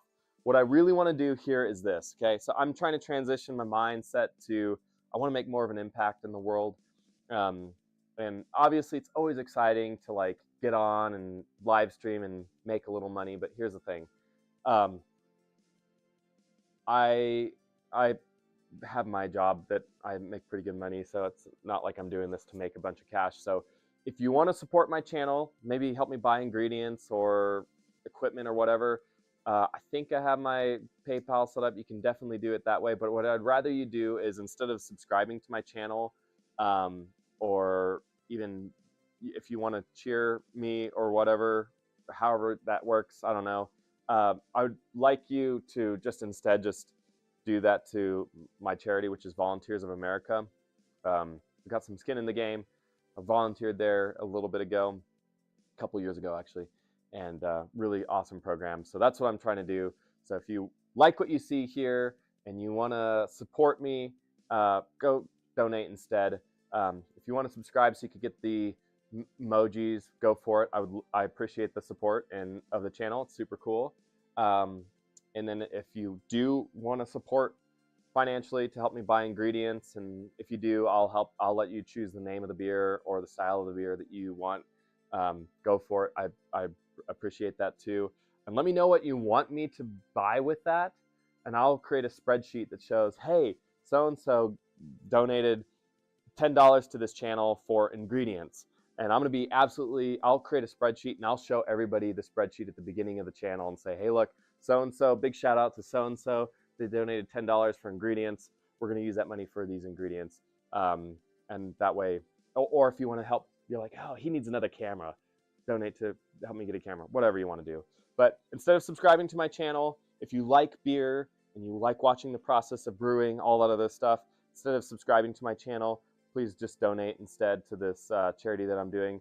Otherwise, no pressure to donate to my channel or subscribe or donate to this charity. Just be here, grab a beer, drink a beer, ask questions, get involved. Just be here. I love having people here. It makes it way more fun for me than just be me, myself, and I brewing a beer. So with that being said, let's do the rest of the beer process, shall we? So we're going to do the Vorlauf right now. Vorlauf. And we're going to do a couple things here. This is my favorite part. Okay, I already got my cup over here. So let me set this up for y'all so you can see what's going on, shall we? Okay. So here's the earth. Dang, that is a sweet earth. Let's see. Do this. Sorry guys, give me 1 second while I figure this out. I just want you guys to have a good view of what we're about to do. So I know you get to see the backgrounds of what's happening. All right, so here we are doing the Vorlaufing process. Okay, I've got my pitcher over here. Oh, I gotta move you guys. Shoot, what in the Sam hell am I thinking / doing? I don't know, man. All right, here we are. Is my mic picking up? Okay, cool, sweet. Here we are. Okay, so here's our mash tun. Okay, here we go. Oh my heavens, it smells so freaking amazing. Okay, one thing I recommend is if you do brew beer, it smells so freaking good. I'll tell you what, the whole process, I mean, this is my favorite part. When you open this up, it smells so good. Okay, so now we're gonna do the Vorlaufing process, which is a German word for basically recirculation. So we're recirculating the wort, okay? So you're gonna get a good view right now of the color of our beer, okay? We have our grains, they've been steeping for about an hour. And now what we're doing during the Vorlaufing process is we are recirculating the wort back through the grain bed, and we're trying to clarify our beer. Before it goes into the boiling phase, we want it to be nice and clean. We don't want a whole lot of particulate floating around if we can help it. It's not that big of a deal at this time in the process because we're going to be using a fining agent or a clarifying agent called a Werflock tablet. It's got a little bit of Irish moss in it, and that Irish moss becomes gelatinous when it's in the boil, and it starts to collect all the proteins and particulate from the hops and the grain and all that other stuff. Collects it all, and it causes it to become large clumps that are heavy enough to sink to the bottom. And so if we don't get all the stuff out now, not a big deal. During the fermentation, it will clarify and fall out at the bottom. So here's what we got. Look at that color. Man, it is beautiful. You can see it's a little hazy, and I don't know if you can actually see the particulate floating around. I can't quite tell from here, but that's what it looks like. For me, I could see some particulate floating around, so what we're gonna do is we're gonna slowly pour this in. I like to pour it in at the end. Some people think that if you're not careful, you're gonna introduce oxygen at this phase, and it's gonna make the beer stale. Whether that's true or not, I don't know. I've been doing this process for lots of beers, and I've only had one beer that became stale, and I think it's because I introduced oxygen later on in the process, like after fermentation process. Oxygen is fine right now just because that oxygen is going to go into the beer, and it's going to be something that the yeast is going to use. So yeast needs sugar and oxygen in the beer in order for it to be healthy. It eats sugar. Yeast eats sugar to create CO2 and alcohol, and but it needs oxygen to survive as well. Okay, so the second pull, obviously you see our color. Oh my gosh, it's freaking beautiful. And by the time it's done fermentation, it'll be like a nice dark gold color. But this is actually quite orange, but it's still beautiful. But the second time around, it's very, very clear. So we're gonna do this 1 or 2 more times. And one of my favorite things to do at this point is to actually take a sample of this beer and well, it's not beer yet, but take a sample of it and taste it. And it is so freaking good. You can get a good idea of what your beer is going to taste like without hops. So you can see the kind of flavor that the grain puts off, and it's so sweet right now. Like at this point in the brewing process, this is basically sweet tea is the best way for me to explain it. Freaking amazing. And if you all had a chance to try it, you'd be like, sweet baby Jesus, this is so good. So good. Okay, and it's just getting more and more clear every single time, and I'm just so excited about this. I don't know if you could see this, but you could see almost all the way to the bottom now. You guys see that? You can see my hand down there. Look how clear it is. Look at that. Oh, I know, I'm a little ridiculous. If you're new to my channel, you just get to enjoy the ridiculousness with everybody else. All right, so we're gonna take a quick sample of this. This isn't true angel share, but I like to call it angel share.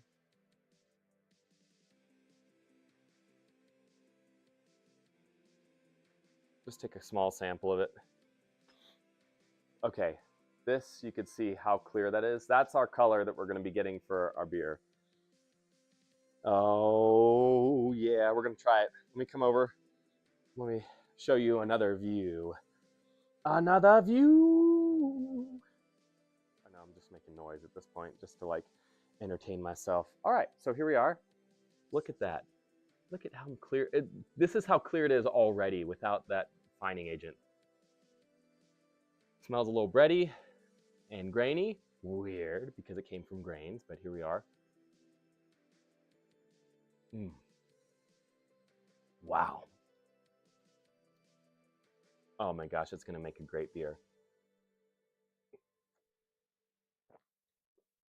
Oh man, the breadiness and the biscuitiness that comes with this is just perfect. It's gonna be a great balance. Like we're gonna have a perfect balance between sweetness and hoppiness with this beer and the process. I guess the mash that we just did, it's gonna make for a perfect, well-balanced body. And the graininess is perfect in the mash. So good. It's gonna make a good beer. Okay, well now what we're going to do is we're going to finish this. I'll save a little bit for Brubella, but now we got to do the most important part, which is sparging. Well, it's not the most important part. There's so many parts that I say it's the most important part, but is it really though? Is it really, Austin? Is it really the most important part? Okay, so let me get you back over here so you can see what's going on. Whoa, ho, ho, ho, ho. Okay, let me get a couple things. Some tubes. We're gonna mosey around. Okay, so we got one long tube that goes in the pot. We're gonna connect it down here, and it's gonna fill the pot with the beer, and then we got this other handy dandy little contraption on the end of this tubing that is going to help kind of spray the water around. And honestly, I never create a flow or a water flow enough to like really spread, except for near the end. And basically during this part, we're just rinsing the grains. We're gonna fill this up with, we're not filling it up with water, but we want to make sure that the wort that's going down into the pot, that the flow rate matches the rate of the water that's coming out of our hot liquor tank over this way. So I'm gonna open up the bottom first, and we want it to be a nice slow flow. This should take about 20 to 40 minutes or so to get going. And then we're going to open this valve up here, and we're just going to rinse the grain. Just think of it as being like a shower. Rubella's home. Oh boy. Wonder if she comes bearing gifts. Oftentimes she does. But as you can see, there's a small flow, and I'm just washing all the grains, trying to get a very well balanced rinse over all of it, because I want all the sugar and all the flavor and all the coloring to come out just fine. And so the flow that I've got right now should be matching the flow that's coming out at the bottom, and right now it seems okay. I'm basically watching right now to see if the level of grain, if it's rising, it means the flow rate is too fast from the hot liquor tank in. If it's going down, it means that the flow rate from the hot liquor tank into the grains is not high enough. So I got to change that as I go through this whole process. Now, what you don't want is you don't want the flow rate at the bottom of the beer going into the pot to be greater. You don't want all this to like compact and near the bottom, because then what you end up having is this issue that's called a stuck mash. And I've never had it, fingers crossed, knock on wood, but the stuck mash makes it really hard for the flow to. I feel like it's going down still, so I'm gonna increase the rate just a little bit. And if I increase the rate too much, I just close it off a little bit. It's a happy little beer. I feel like I'm like the Bob Ross of beer. Oh, it's just a happy little accident. Look at this happy head on the beer. Okay, this is too much now. I can see it ballooning up. So I'm gonna reduce the flow. I can see it starting to settle out in the top. So I think I had a good rate. It just didn't seem like it. Anyways, so this is what we're doing. We're just cleaning off the grains, getting the sugar, the flavor, and the coloring into the pot. And here, let me show you real fast what it looks like in the pot. If I can get down, let's see. Sorry if I'm making you sick, but check that out. Whoop. See, there it is right there. It's all flowing in. We need to have about 7 gallons of beer in here. What's happening? Okay. Oh, it's too late for me to check this out, but let's try it. Sorry guys, it's most likely too late. Yep, too late. Oh, that would have been sweet. I'm missing these moments where I can drop my trips down to something smaller. It would be so good. But that's okay. It's not a big deal. But I do need to select this and just be ready for this game. All right, sorry guys, I'm distracted on multiple fronts. Okay, so here we are. We got a nice little sparge going, and it's starting to rain like nobody's business outside, so that's cool. Gotta rinse all the water out again in my garage. It's raining so hard, and I don't have the door closed, so it's all flowing into the garage slowly but surely. All right, so one other thing we're going to do while we're going through this process is we're actually going to start heating the wort down here, just to save time, because this process is long. I mean, my normal stream day for a brew day is it's about 4 hours. So we're halfway in right now. So we'll see if we can reduce it a little bit today. I try to get you guys to just see the exciting stuff. And then that way, I don't know, I don't waste your time with just random things and me talking and all that other fun stuff. So I appreciate all y'all who are on right now. And for those of you who are just jumping on, I see we got one more person. Oh, never mind. We don't have one more person. But if you're new to the channel and you're like, what in Sam Hell's going on? Is this boy making drugs? It's not. No, I'm not making drugs. I'm just making alcohol. And I think my propane is about to run out. Good thing I've got a backup. And I think the temperature's dropping too, because there's a lot of steam coming out of here right now. So we have a cold front moving through, which is why we have the weather we've got. I'm also a weather nerd. Since I'm a pilot, I need to know what's going on with the weather all the time. I'm pretty sure that propane just ran out. Scheiße.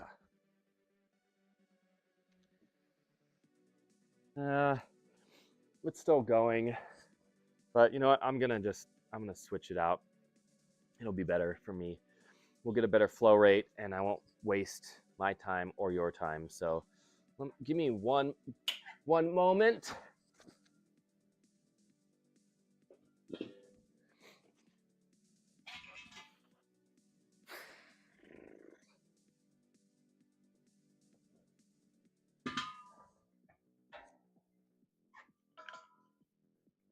The nice thing is propane's not that expensive these days. Hello, puppy doggy. I know, it's super gross.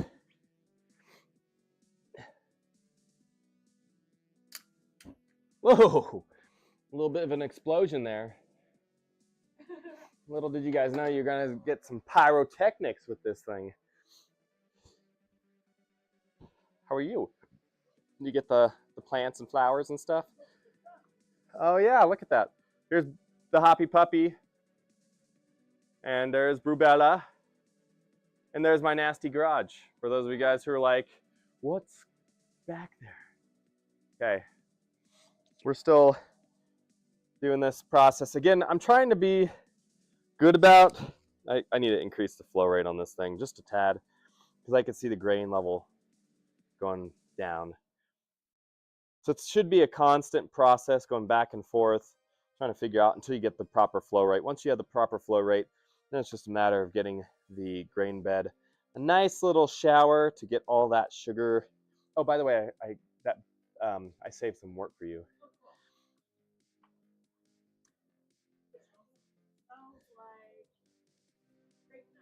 Smells like grape nuts. Oh yeah. Really? Actually, that's funny that you say that. I think when I chewed on the grain yesterday when we were getting it, it definitely tasted like grape nuts. That's actually right on. It's like just like grape nuts. Yeah. Even sweeter than grape nuts. Sweet grape nuts. That's what Brubella says, is it's sweet grape nuts. Sweet in the morning. Okay.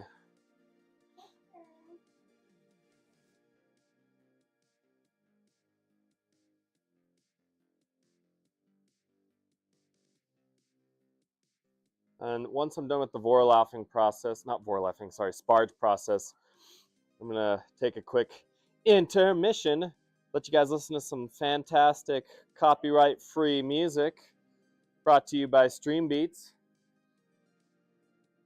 And yeah, thank you guys all for jumping on today and being a part of the stream. And if you are on YouTube right now and you're wondering why I'm not like showing you love yet, it's because I haven't seen anybody jump on yet. That's one market that I have yet to figure out. Trying to figure out all the streaming stuff it's a lot of work, honestly. Let's just double check though, make sure it's not just me on YouTube just chillaxing. Still one watching, probably me. That's fine. Okay, I just got to get this thing down to a 2-day trip. Okay. Whatever. Anyways, whoever's watching right now, hi. I don't know who is, but it's awesome to have you on. I appreciate it.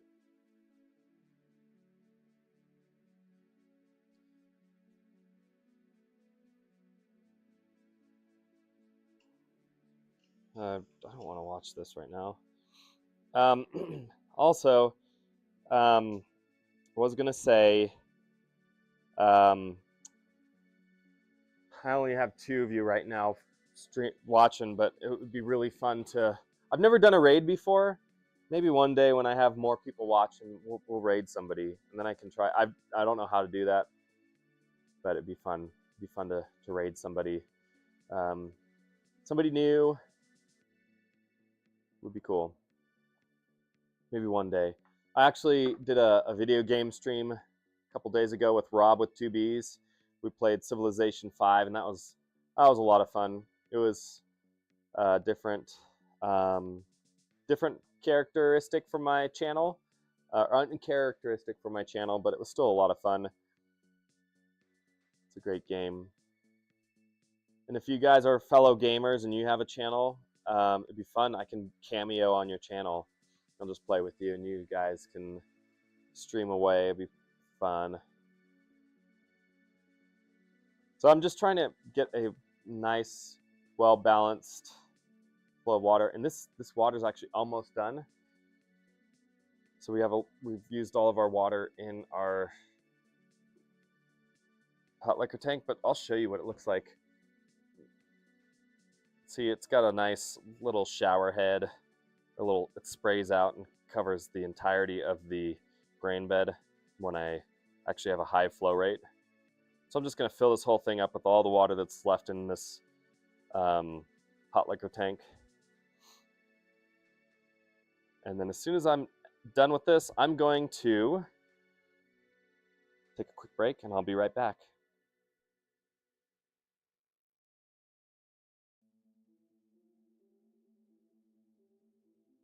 Okay, that's all there is to it. So I'm going to keep the flow rate down here, and I'm going to decrease the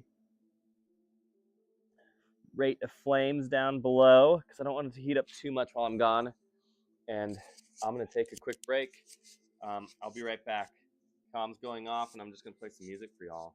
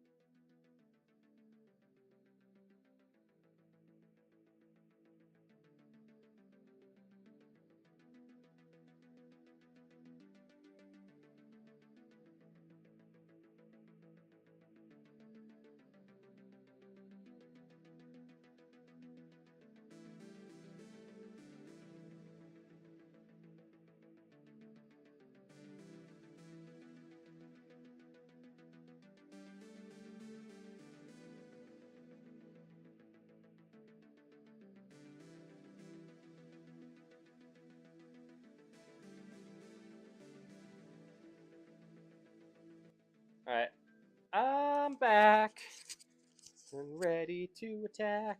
I don't know why I said that, but just it rhymed, okay? Anyways, I hope it wasn't too boring for y'all watching that stuff fill up. We need a gallon and a half more for this to boil. That being said, looking at my recipe, gonna go back. We're gonna do 1 full ounce of Galaxy hops. So I'm gonna go ahead and do that. I got a handy dandy fun little scale. I'll show you guys real fast. I don't need this scale for the first set of hops, but that's a little pocket scale, which is awesome, and it's got a super fine tuning measurements. This is more for when I'm doing water chemistry for like pilsners or some sort of lager or something like that. I plan on getting more into water chemistry with all my beers from here on out. At some point in time, I shouldn't say from here on out, but at some point in time, I want to get more into water chemistry. But when we're doing only 0.25 ounces of hops for our Citra and our Mosaic, I need to use this small scale because our kitchen scale is not, it's not, gosh, I can't even think of the right word right now. It's not accurate enough. That's the proper word. So anyways, that's what's going on. All right, so I'm gonna go get things ready. We're gonna be using some hop socks today. And for those of you who are like, what in Sam Hell's a hop sock? Let me show you what a hop sock is. A hop sock, if you can imagine it, is a little sock. It's a muslin sock. And we're going to put our hops in there. So basically holds all the hops together, which is nice because it kind of makes it easier for me to get all the hops out at the end of the boil. Let's see where we at. Okay, we need 1 more gallon. All right, let's see. Oh, they smell so good. Oh, Galaxy hops. Oh, it smells so freaking good. It actually smells like Fruity Pebbles. That's what it smells like. It's kind of funny. Gets it all in. Smells so great. Tropical fruit, little citrus, and key lime. Yeah, I could probably smell the key lime. Anyways, so put it in this hop bag and you tie it off and then it's good to go. So this is going to go in for the full 60 minutes. And that'll be for our bittering hop. Gotta sweep the water out again because it's freaking raining. Cats and doggies. All right.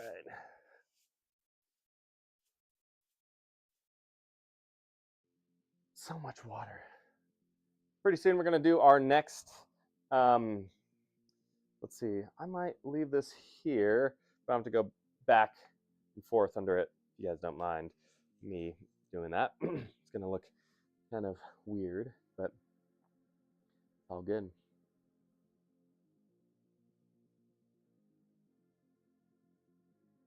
Okay.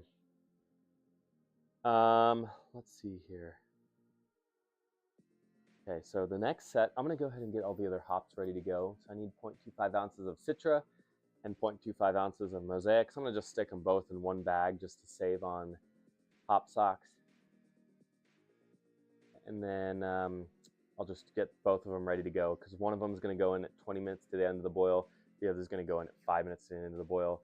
The whole point is I want the 20-minute hops are gonna be our flavoring and our 5-minute hops are gonna be our aromatics.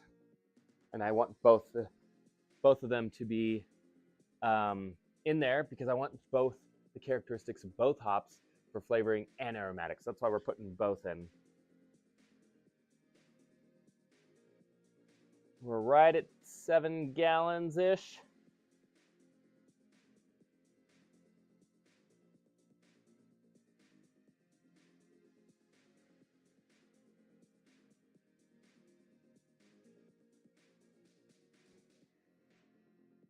Almost there.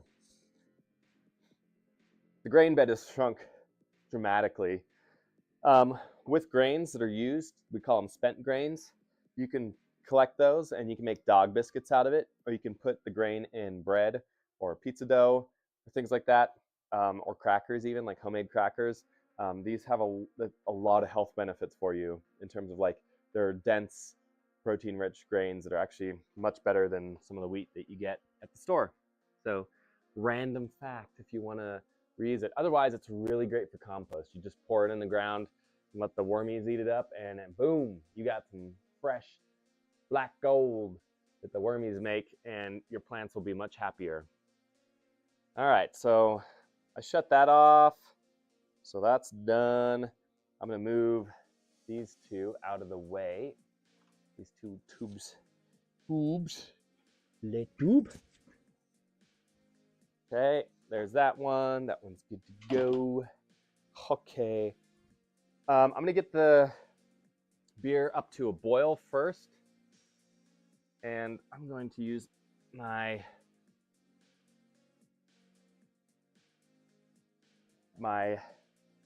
bare hands to deal with the hot stuff.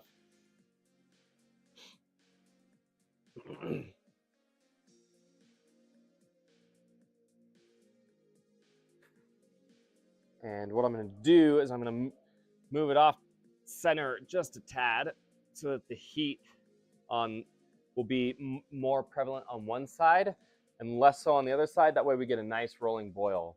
The nice rolling boil is actually going to help with that process of isomerization, where the hops are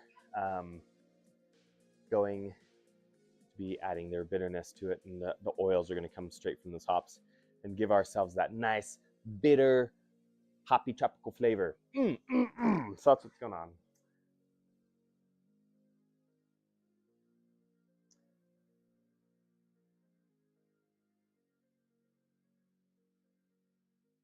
I've got this awesome thermometer too. It's a infrared monitor or temperature gauge. So my computer's like 95. It's hot. 106. Huh. Anyways, you can sit there and see how hot you are, you know. I'm 87 degrees. It's not hot enough. 91 degrees. I'm getting hotter. Getting hotter by the minute. Once I'm done with this Mexican lager, we're going to have another beer review for a beer brewed by a company called McMinimans. They are a Pacific Northwest restaurant slash chain. They do restaurants, hotels, whiskey bars, cigar bars. They make their own wine, their own coffee, their own beer, and their own spirits. They're awesome. So to call them a chain is not, it doesn't do it justice, because when you think of a chain, you think of like Whataburger, McDonald's, Carl's Jr., Taco Bell, that kind of thing, and it's just crap food. They have amazing food, and their beer, their wine, their spirits, their coffee, it's all freaking good. It's just a fun little chain. And the McMiniman brothers are awesome too. They always buy these old buildings that are historical, and they get local artists, and they have a certain brand and a certain style for art, and they bring the history of the building into the art. And so you look around the art, and if you look at the art, it has something about the history of that building in the art. Super cool. All right, I'm gonna move you guys to this view of the boil. Let's see if I can get you a better view. And we're gonna get you lower so you guys can get a much better view of that boil, which means I'm gonna have to figure out a way to get around this camera. Sorry, it's gonna be shaky for a second. Oops. Okay.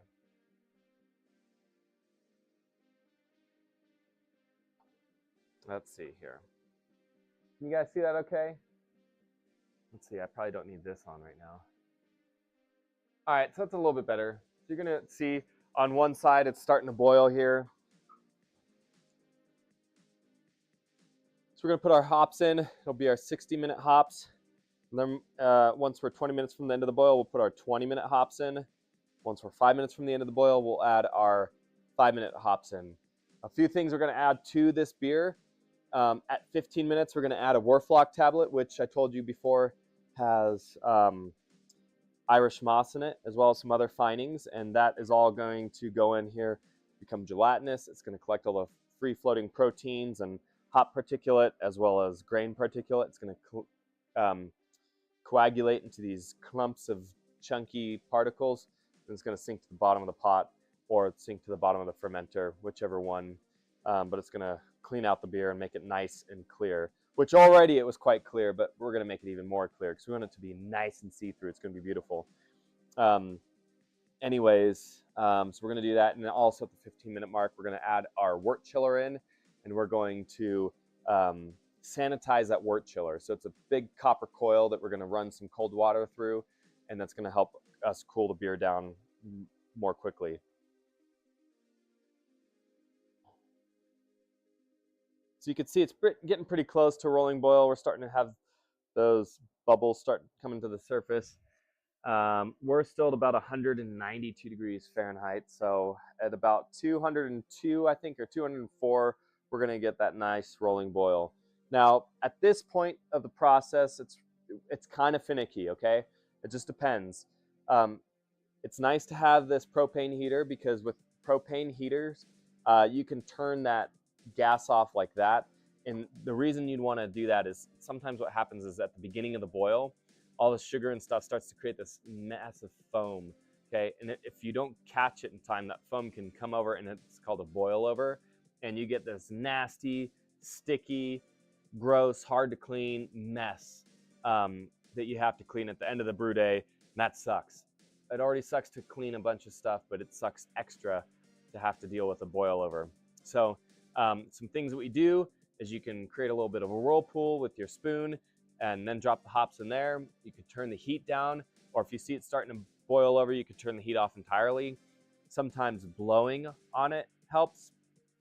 It helps kind of like cool things down enough for the foam to go down. So we're getting close though. We're at about 196.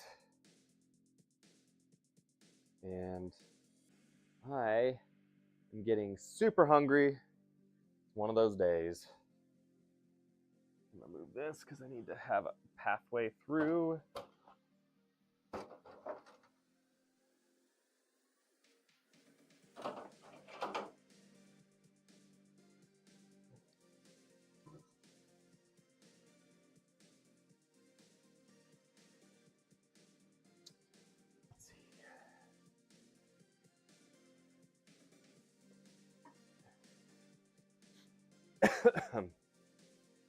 Sorry for coughing in your ears.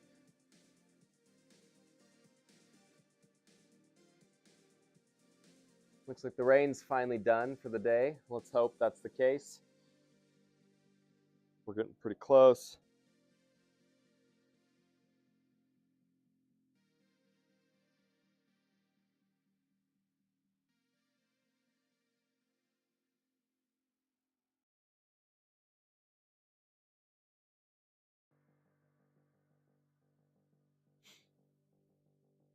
Another nice thing at this point is with the boil. Oh, let's see. Somebody jumped down. Oh boy, it's Brubella. She's bringing me lunch. Yay. Thanks, Brubella. You're the only one watching right now. It's okay. I know this process can be kind of boring, so it's not that big of a deal to me.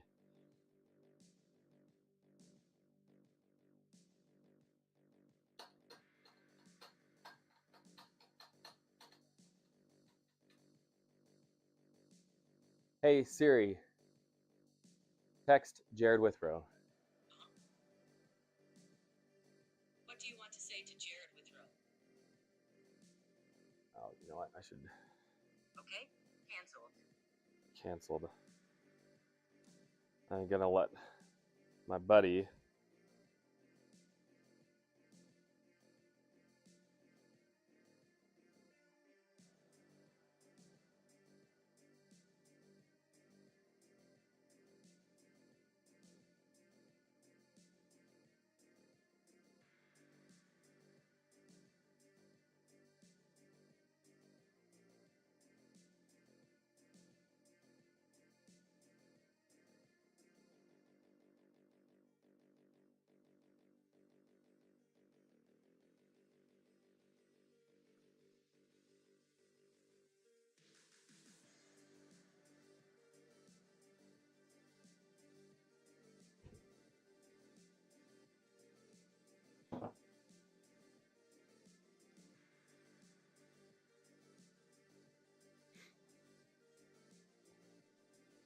All right, we're getting close to the boil right now.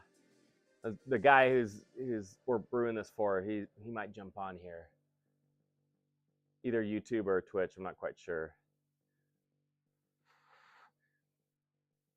So since we're a higher altitude, it takes a little bit hotter temperature for it to get boiling. We're at about 202 degrees, and right around 204 is where we're going to get that nice rolling boil. So we're 2 degrees away from that.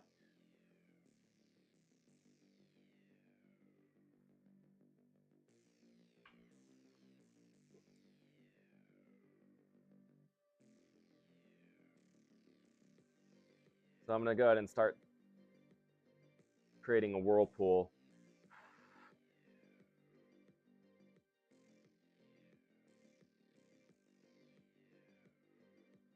All right, I'm seeing a little bit of that rolling boil that we need for this hop to go in.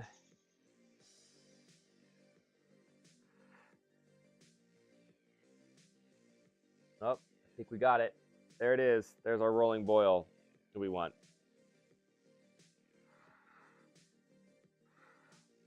We're going to add our hops in right about now. This is our bittering hop. This is the Galaxy hop. And it's starting to get close to a boil over. And Jared, if you just jumped on, I'll say hi here in a second. Yep. All right, starting to boil over. So just turn the heat down a little bit.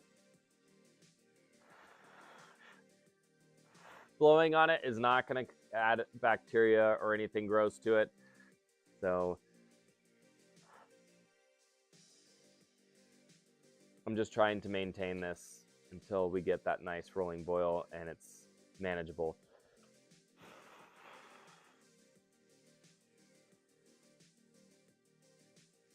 For whatever reason, it gets really sketchy right when we add our hops in.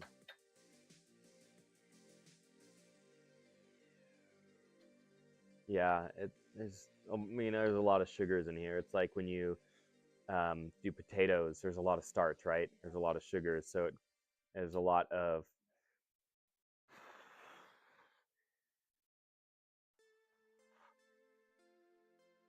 all right, there we go. All right, cool. Jared, if you're on, I'm going to come say hi here in a second. I don't know what you're on. YouTube channel, The Speakeasy Brewer.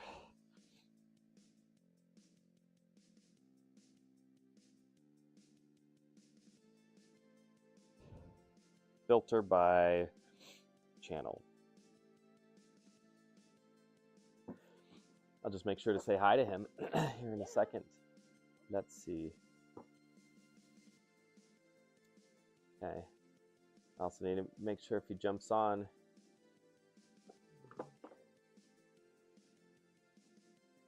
We'll see. I'm going to tell him to just say hi.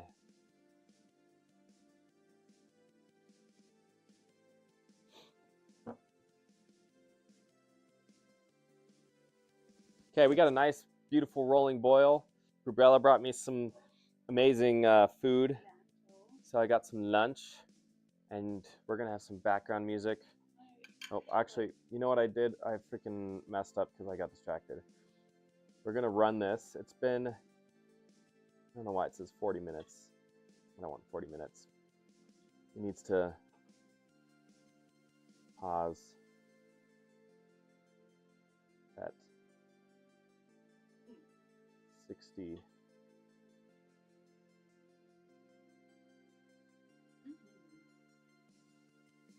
Reset. All right, whatever. We're going to figure it out. Hey, what's up, Jared?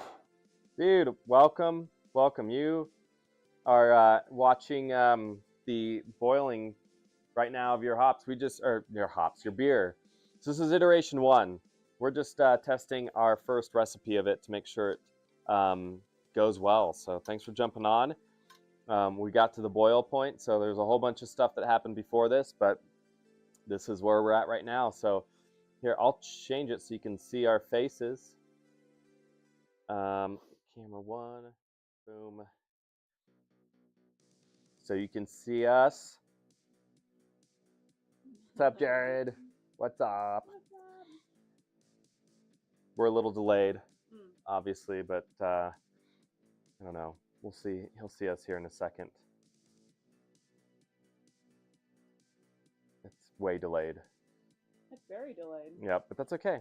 There it is. And I see there's some more people that jumped on to the Speakeasy Brewer, so welcome to the Speakeasy Brewer.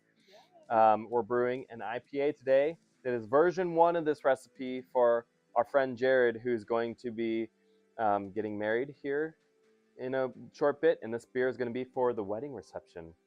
Yum! You're having a late breakfast. What? It's lunch, dude. He's an hour behind.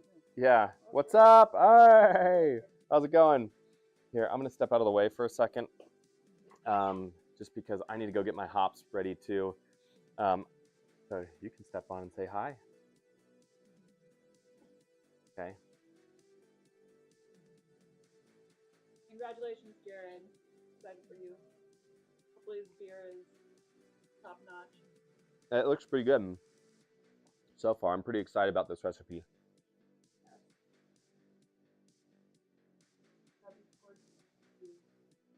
I know. I know. I need to move by you. All right, so I'm gonna go get the other hops ready to go. It's incredibly important for us to stay on track. And as you all know, or at least for those of you who've watched my channel before, you know that I get distracted super easily. So, Amy, could you do me a favor? I need one of those white tiny bowls for measurement. Thank you. Rubella is my my assistant.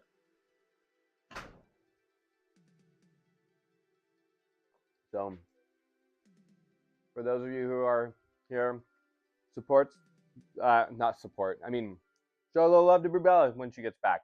She'll be back in a second. I'm going to be measuring the hops out, and we're going to be putting Citra hops in and Mosaic hops next. And we have Galaxy hops already in the beer. So, thank you very much. I appreciate greatly. All right. Great success. And the Mosaic hops and the Citra hops, these two hops are going to add tropical fruit flavor. The Citra will add a very strong citrus flavor, maybe some grapefruit, melon, lime, and passion fruit. And the Mosaic will add some citrus, berry, and pine aroma. So for our 20-minute mark, we're going to add 0.25 ounces of Mosaic and Citra, and that's going to be for our aroma.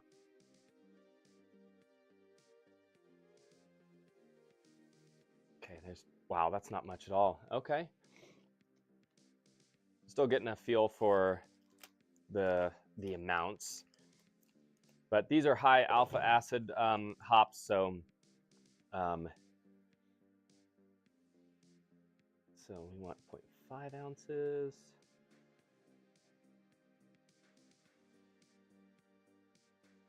Okay, that's 0.5, well, close enough. Okay, I need to separate these, and we're gonna put our hops, and just so you guys know, let me show you guys. So this is the kind of hop we're using. This is what it looks like. It looks like either bunny poo or horse pellet, but that's our hop that we're using. So we have 2 hops in here, looks like that. And we're gonna stick this in a hop sock, and that's gonna be ready to go for when we get to 20 minutes to the end of boil. Again, these hops are gonna be for flavoring. The ones that are already in there are for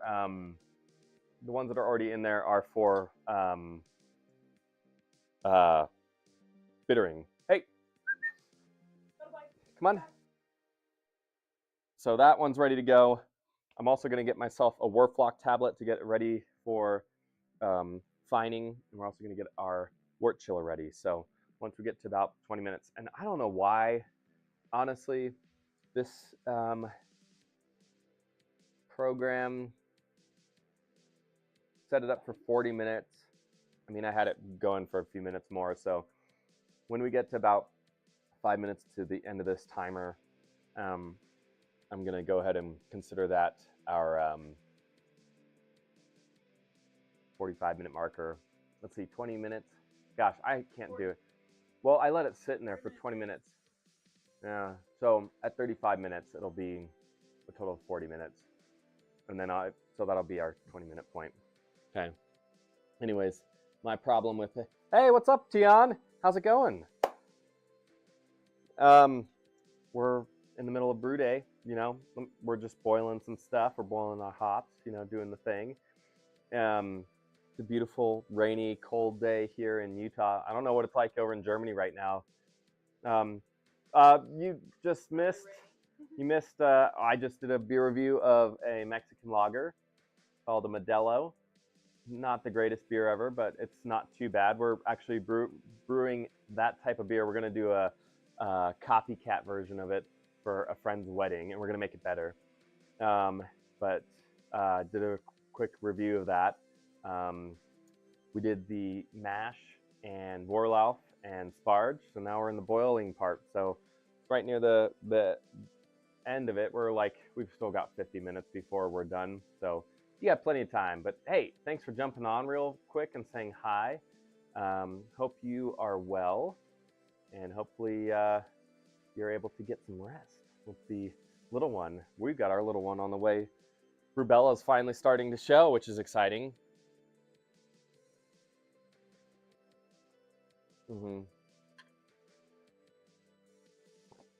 And I'm eating my lunch at the same time, so you haven't missed that at all. But here's the boil.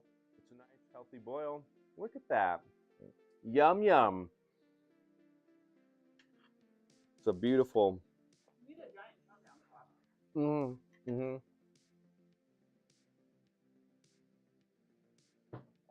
That'd be a great addition.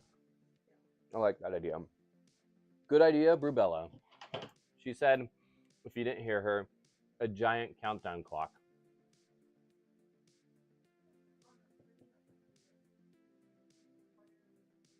Yeah, that's a good idea.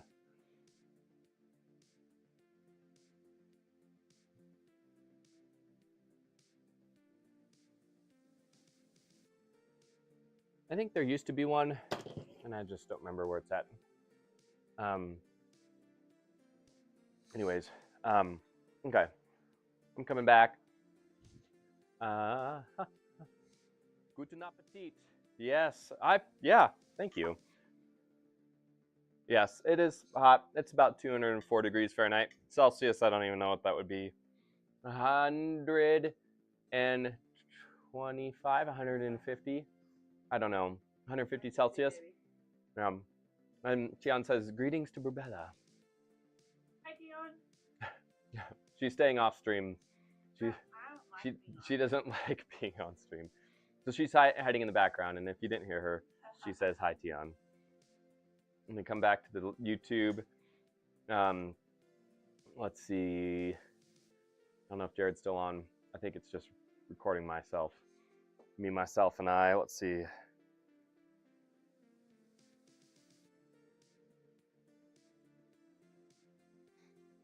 Okay. What is it? Oh, thank you. Yeah. I'm getting distracted. It's hard to balance food and entertainment and timing. It's hard. All right. Anyways, for those of you who are new to the Speakeasy Brewer, we're just brewing beer. That's what we do. Brew beer, review beer, and I guess randomly we'll do a live stream of a video game, Civilization. So if you missed that, that was a blast. Okay. Oh, sweet. Is that how you say sewing? Is Nea? A quick book? Wait, you're sewing a book? Or reading a book? Lesen? Oh, hey, you know what? No worries. It's all good. Life gets in the way. You're a mom. You got a brand new baby, so you take care of that stuff first. That's way more important. So I appreciate you jumping on today, even if it's for like 20 minutes, but there's no pressure at all. We're all friends here, and I don't need like all the. It's always fun to have you guys here, but I don't need all the viewership to like make myself feel better. I'm just gonna be brewing beer anyway, so I just have you join on. But it's always fun to have you here, and it's always fun what you add to the stream. So thank you so much for jumping on, even if it's for a short time. And if you have to go to protect your me time, that's totally fine. Okay, so you're sewing a book for your little one. So are you? Is it like a soft book, like for touch it, like the different tactile things, like rough versus soft, or are you like uh, sewing a like a cover for your book? I'm curious about that. That's awesome. I actually wrote a short story for my little one, so it'll be fun. Ooh, that's kind of fun. That's a great idea. You should stream that one day and be like, I'm making this for my little kid, and this is what I'm doing, and that's cool. I like it. I like those books that have little puppets in it, where you stick your finger through it, and it's like, this little kitty is rop, rop, rop, rop. The kids love it. It's cute when they get excited about those books. I love the idea. Good for you to do that. And it's creative. It's good to make things with your hands, Or at least that's what I like to do, is make things with my hands. Beer, bread, gardening. Our garden's going to town. We're going to be planting a bunch of new plants. So I have hops. Last year my hops did amazingly well, and then it got too hot. And when it got too hot, which they're fine in the heat, but we get this pest here called spider mites, and they freaking go bananas when it's hot. And so what we did was we went and bought marigolds, and the marigolds are supposed to help with the spider mites to prevent them from coming up. Oh, I hear that. You know what? I sometimes think about streaming without myself on every once in a while, just because, I don't know, people don't want to see my face. Hey, Coda, where you going, buddy? Yeah, good boy. The Hoppy Puppy's happy too. But hey, Coda, you want to say hi to everybody? You want to say hi to our friends? Here he is. Hello, friends. Everybody, that's the Hoppy Puppy. He's our mascot here. We're gonna have two mascots here. We're gonna have the Hoppy Puppy and Brew Baby here before too long, so that'll be fun. I hear that. Oh, well, I appreciate it. Okay, sorry, I'm gonna check my timer. I'm gonna go back and forth real fast. All right, 5 minutes till. So we have 21 minutes before I'm gonna add the next set of hops, and pretty soon we're gonna add the Warflock tablet and wort chiller at the same, and pretty soon after that. So see if I add the hops at 25 minutes, end of that timer, that'll be, I don't know, we'll figure it out. I kind of messed up on the time, so anyways, I'll be right back.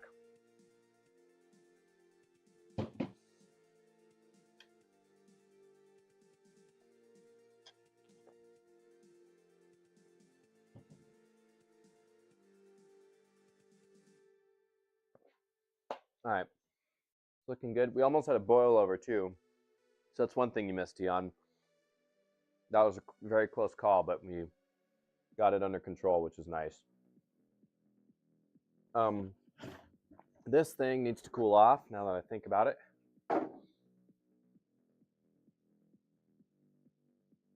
Don't need this glass here anymore. Who are you barking at? Go get her. Go.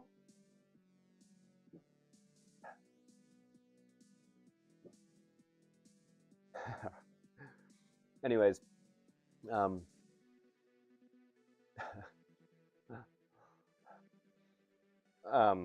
sorry. I love your gifts.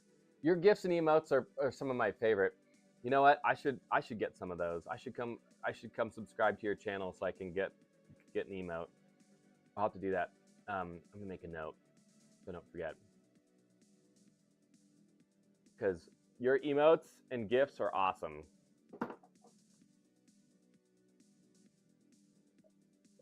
I had one person tell me that I should create a gaming channel on the side, And because funny enough, I had more people, yeah, subscribe to your channel so I can get your emotes, right?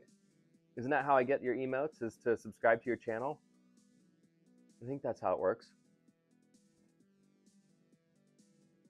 Ooh, that's a good one. Okay, if you don't want me to. I'm just thinking it would be fun because then I can get your emotes because you have fun ones. But whatever. I don't have to do it if you don't want me to. That's cool. It's not that big of a deal. Okay, save that. Yes.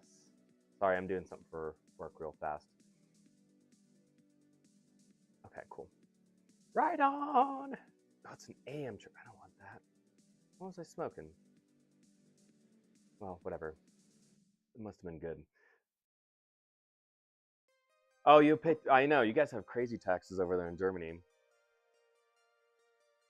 I mean, we have kind of crazy taxes, but you know, I mean, it'll be one subscribe. I'll do it for 1 month. I'll get the emojis and then whatever. And you don't have to worry about paying taxes. I was just thinking of changing my channel over to so people can subscribe if they want the emojis, but instead of subscribing to my channel, they could just donate my thing. I'm just gonna have donation things going, and then that way, if people want to support my channel through subscriptions just to get the emojis, they can. Or I think there's a way for people to like donate on PayPal if they want to support my channel. But honestly, like, I just want to do stuff for people, good stuff. Yeah, you guys do have a lot of taxes,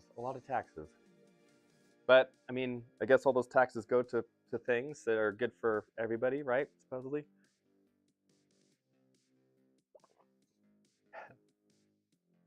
It's fine. It's fun that it's finally stopped raining.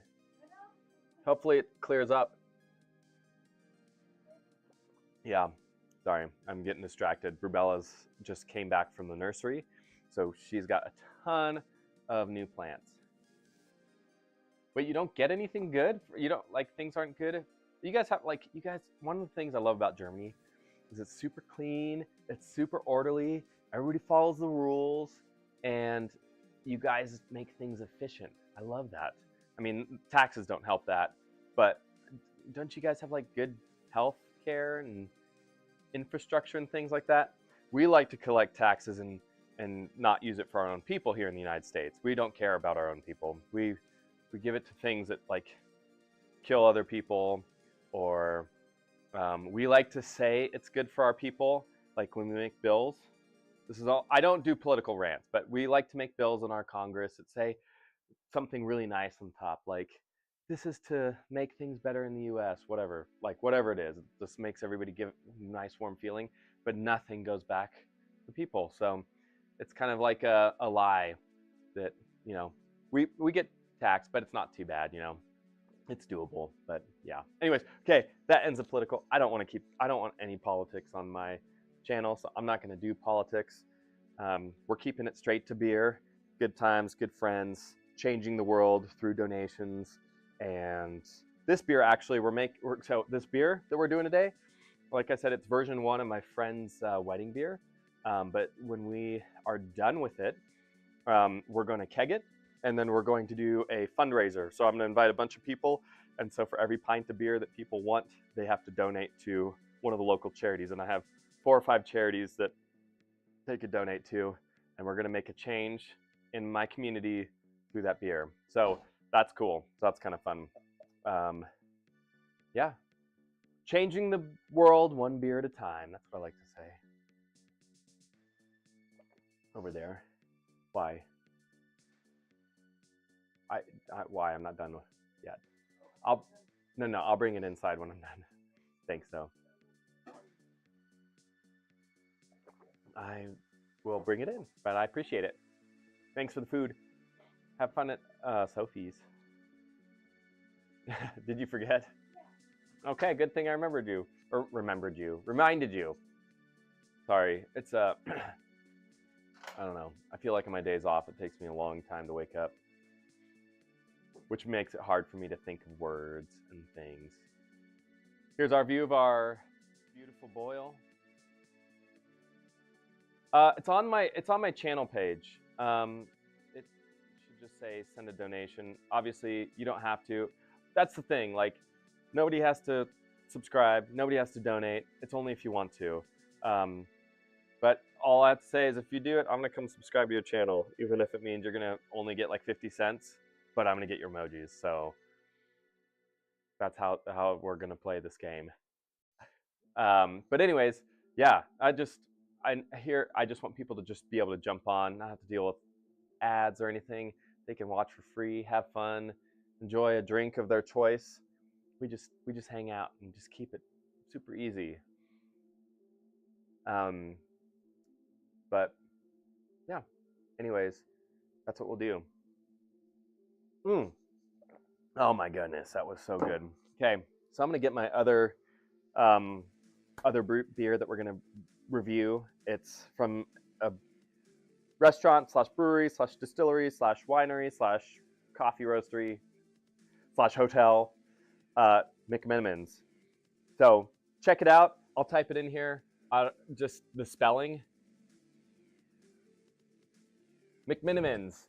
These guys, I think I spelled it correctly, but Pacific Northwest, it's not necessarily a chain, like a chain restaurant like Taco Bell or McDonald's, but they have hotels, they have wineries, they make their own stuff, and it's fantastic food.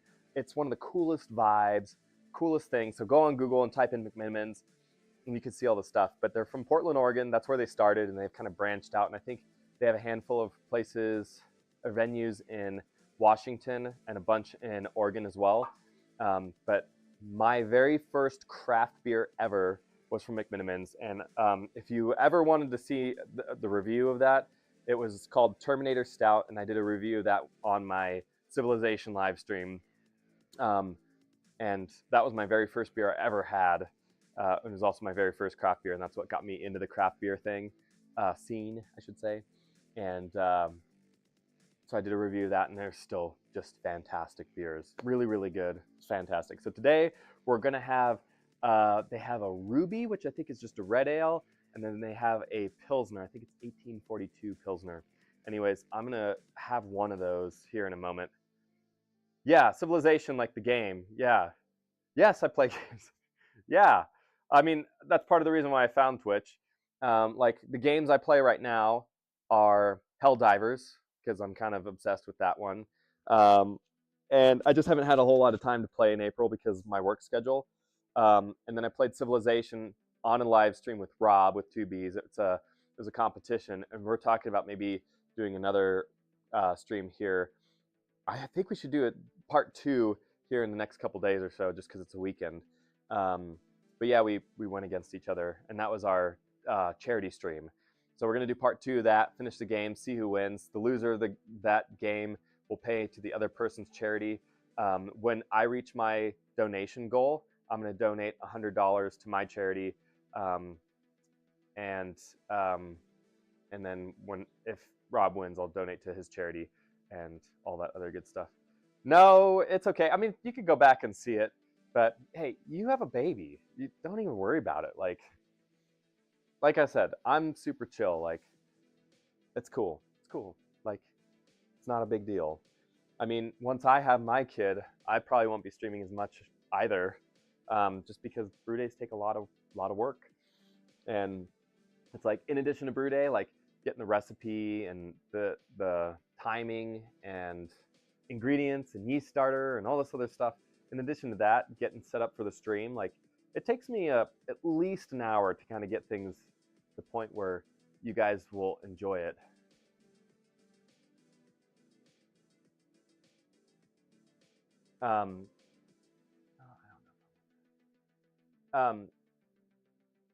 Oh, not a lot of, okay, no worries. So Jared, my buddy Jared, the guy who we're making this beer for, him and his wife, well, soon to be wife, I should say, they're getting married soon. They're watching on YouTube. So hey, Jared and Jared's beloved, which I don't know if I know your name yet. Jared, you told me her name and I totally forgot, so I apologize. Anyways, yeah. they're watching right now on YouTube. So thanks for watching, you guys. We're getting ready to add your next set of hops right here. And then this is going to add the citrus and the tropical fruity flavor. It's going to be real nice. And then we're going to go get the next set of hops ready to go, which will be the same tropical fruity flavor, citrus, but it's going to be more for the aroma. This right here is what's going to be adding to the flavor, and the other set of hops is going to be there for the aroma. And this time around, the whole point is the last time I brewed this recipe, I had different hops last time, and I couldn't find those hops again, so we're doing a new set of hops that I know I will be able to find every single time around. These should still be just as good because they're good. They're comparable and good replacements in case I couldn't find the other ones. These are good replacements, and these are, again, easy to find. They're made in the United States, so good to go there. So this is version 1 of your beer. So that's going to be awesome. But what I wanted to do, so the recipe that I was trying to copy, I basically copied the grain bill for that beer. So I just changed the hops. That's basically it. But last time the beer tasted amazing, and the aroma was absolutely off the charts. It was off the charts. It was so good. It smelled like I squeezed peach and pineapple into the beer, and but I couldn't taste it. So what I'm doing this time around is I'm going to add hops earlier in the boil for more flavor, so that whatever I smell, I taste. That's the whole point. That's what we're trying to shoot for. So yeah, anyways, so let's see here. I'm going back to my timer real fast. Here, let me show you guys what I'm looking at. And Jared and Jared's beloved, I don't know, Carly, Jared and Carly. I love it. Beautiful name, Carly. Let me show you guys what I'm doing here. Okay, I'm screen sharing. Let me show you. This is my app, Beersmith. So I've got my timer going right now. In about 6 minutes, I'm going to add my next set of hops. But here's what we can see right now. This is the actual recipe. And it's going to be beautiful. So off to the top right, you can see the color of the beer. And these are all the ingredients. So this is our grain bill. We have 11 pounds of pale malt, 1.5 pounds of crystal malt, 20 lava bond, which is that 20 lava bond is just color. It's a darker color. And then we're adding a little bit of wheat malt, and that wheat malt is there to add head retention, so you'll have more of a white head on top. The Werflock tablet is there to clarify the beer and make it a nice, beautiful, crystal clear beer. And then we're using citrus hops, and it says right here, citrus hops. What am I talking about? Citrus yeast. And so with citrus yeast, this whole thing, it says right here, it says citrus cranks out orange and lemon aromas along with some tropical fruit. Use a strain at high temperatures for big ester production. The word ester is basically creating fruity aromas and fruity flavors. So that's what we're going to be doing. We're going to be fermenting it at slightly higher than room temperature, just to make it nice and fruity and tropical. Anyways, so super fun. I've used this before, and honestly, it's freaking phenomenal. When I go into the room where all the beer ferments, this particular yeast strain and the aromas it puts off, like my mouth waters every time. Like my mouth is watering because I can think of the smell and the taste. It's just, you guys, it's so good. And I've got a German Pilsner in fermentation right now, which, Big Juicy Cat, if you jump on, it's still fermenting. I think the fridge is just colder than I planned it to be, and partially because our inside fridge, it broke. So we put all of our food and stuff in this beer fridge out here. So we had to drop the temps for our food from our other fridge. So that's the downside. So it's causing the fermentation to take a little bit longer, but it looks beautiful. It's crystal clear right now, and I'm super excited to try it. And then the other beer that's fermenting right now is our Irish coffee ale. So it's a base like a brown ale or an amber ale, more of a brown ale in terms of color. And I just started soaking some oak chips in Jameson whiskey yesterday, and I'm gonna let that sit for about a week. And then next week, I'm gonna add the oak chips and the whiskey to the fermenter.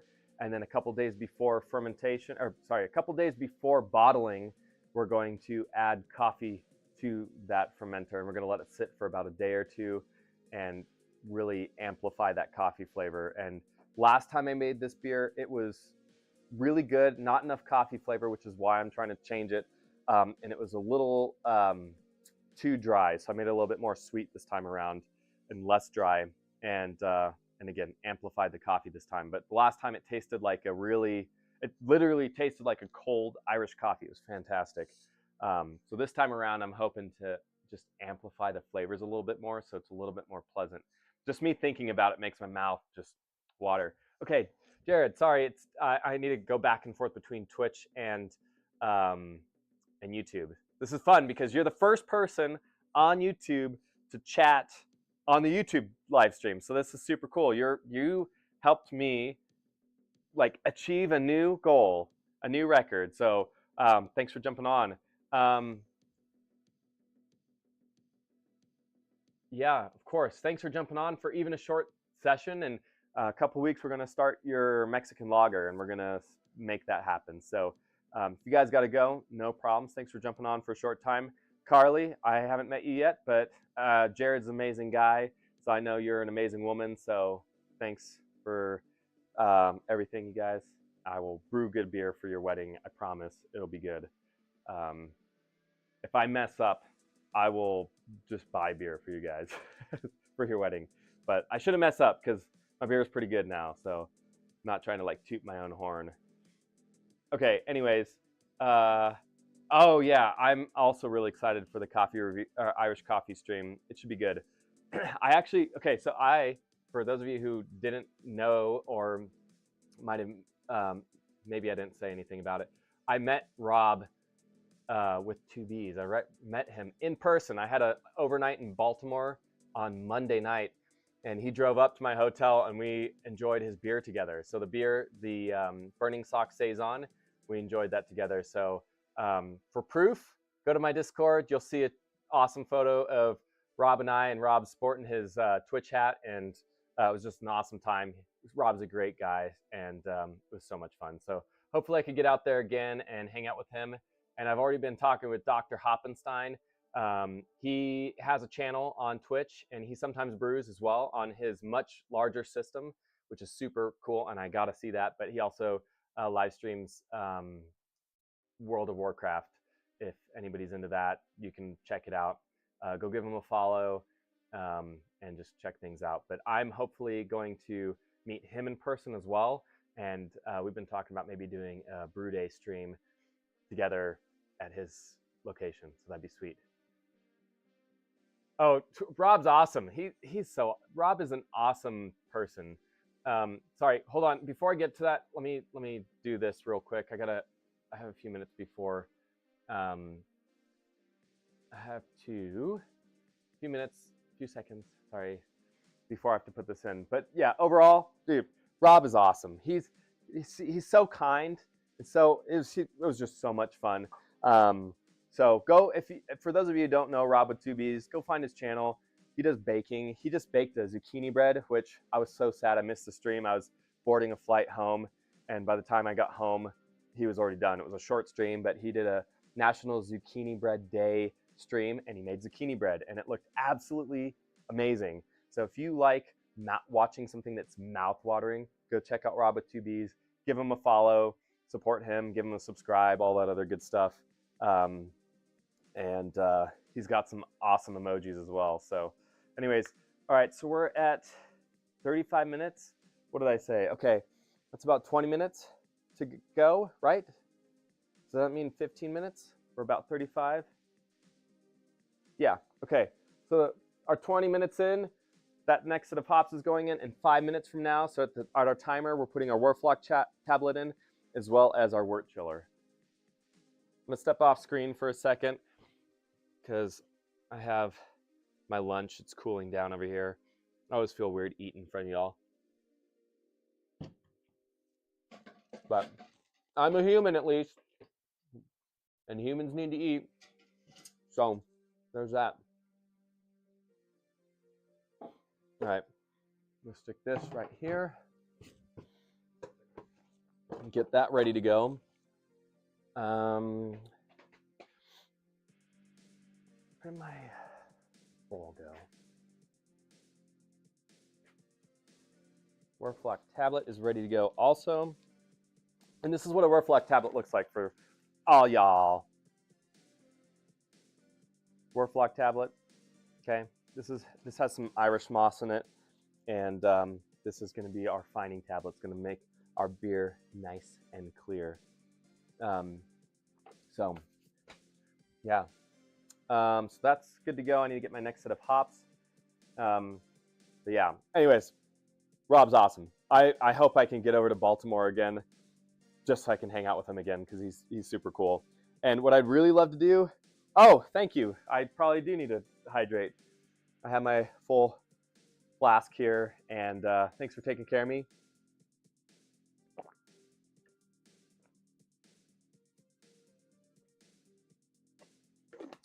That's good. Thank you. I needed that. But I hope I can see all of y'all one day. It'd be fun. All right, where are we at in time-wise? Okay, 2 minutes. All right, I'm gonna get my next set of hops. I'll be right back. I mean, you guys can hear me now, so I'll just talk. Talk while I'm putting my hops in. I'm using my handy-dandy little pocket. Oops, that's too much hops. Too much.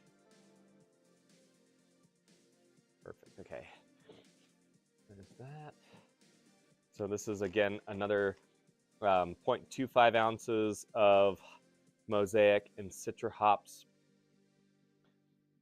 that are going to go in at 5 minutes till the end of boil, and that's going to be for our aroma.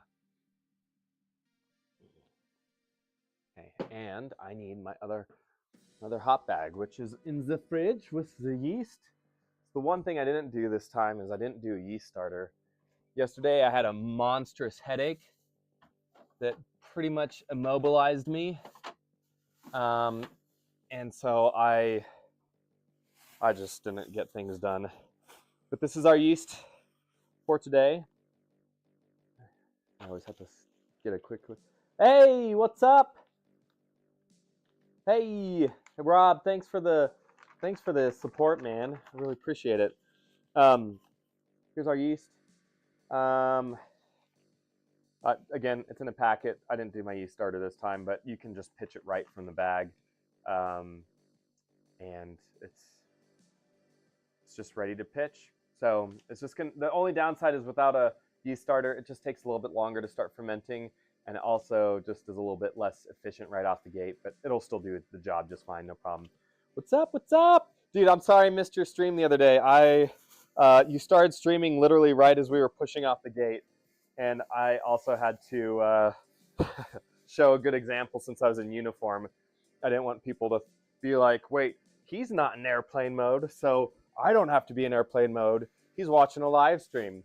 But I watched it after the fact, and your freaking zucchini bread looks amazing. I wish I was coming this week so I could have another beer and zucchini bread with you. And no worries, man. It's great. You don't have to worry about being late to the stream. It's all good, man. Yeah. I love it. Yes, actually, the do as I say, not as I do. I said that so many times when I was teaching people how to fly, which, first of all, teaching people how to fly is super scary, because most of the time it's not bad. Okay, that's our 5-minute mark. Sorry. Oh, I already have my Werflock tablet. Werflock tablet goes in here. It's kind of fun to watch, so I'm going to just show you screen capture. And bloop. Ready? Oh, not screen capture. What am I doing? What a dingus. I'm a dingus. Okay, here we go. Bloop. Look at that. Isn't that neat? Wow. Everybody, wow. That's so neat. Wow. Wow. All right. All right. Here we go. There we go. Wort chiller is in. Why am I putting it in 15 minutes and why did it stop the boil? Very good question for those of you who are paying attention to the stream. It stopped the boil because, well, it's metal and it's freaking cold. So, but it's going to heat up right back to where it was, not a big deal. And we're sanitizing it through the boil. Another cool thing is we also get a little bit of copper from that wort chiller, which adds to the body of the beer. So kind of cool. Wort tablets in there, so it's doing its business as it's kind of dissolving into the beer. It is collecting all the particulates, the hop particulates and all that other stuff, and all that good stuff. So it'll help clarify it. Anyways, I'm sorry, I got several things going on. Checking my YouTube. All right, Jared had to go. Cool, Jared's awesome. Rob's awesome. Tion's awesome. You guys are all awesome. I just love that you guys are on here. Let's see. Okay, I have a few more minutes before it's time to put the wort. So we put the wort chiller in. So I need to count up to 15. Yep. Okay. I'm gonna go off the screen again for a short second.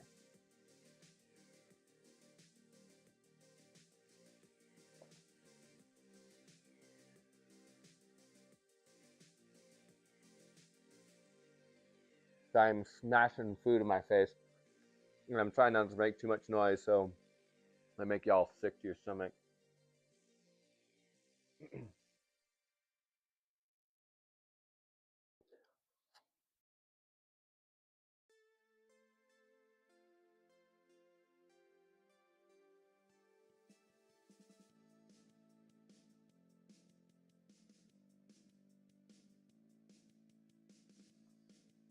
Also, I'm gonna go check on the dog real fast because I don't see him outside, and Rubella's gone. So I'm gonna go make sure he's not being naughty on the inside. Oh, hold on one second.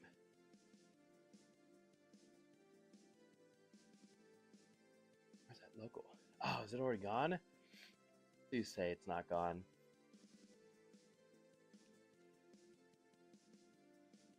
Criminy sakes alive. Okay, whatever. It's all good. I don't care. I don't care. All right, cool. I'm back. Brew day. I'm gonna go make sure that the Hoppy Puppy. I don't know. I made that up. I remember there was this weird fad.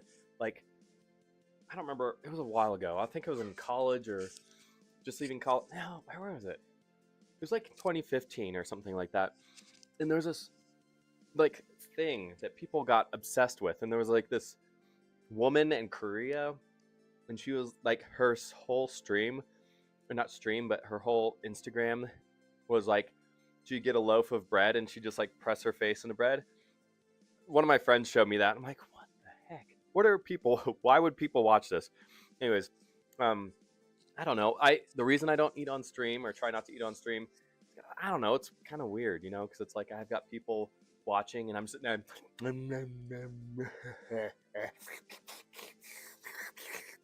And that's gross, in my opinion. That's just me. And I think it's just a family thing, you know. I don't know. My parents were always like, sit upright, you know, no arms on the table, don't eat with your mouth open and all this other stuff. And I'm trying to talk to you guys and eating food on stream. I'm just like, that. Okay. Oh, what the? Why is it beeping now? You don't beep at me. Oh. I was totally wrong about why it was doing what it was doing. I figured out what it's doing. So it told me to put the Warflock tablet in now. All right, whatever. Whatever, it's already in. It's not that big of a deal. It doesn't have to be like a big deal. We're gonna add our next set of hops here in about 5 minutes. But I'm gonna go check the hoppy puppy, make sure he's not being naughty. Naughty doggy. I'll be right back.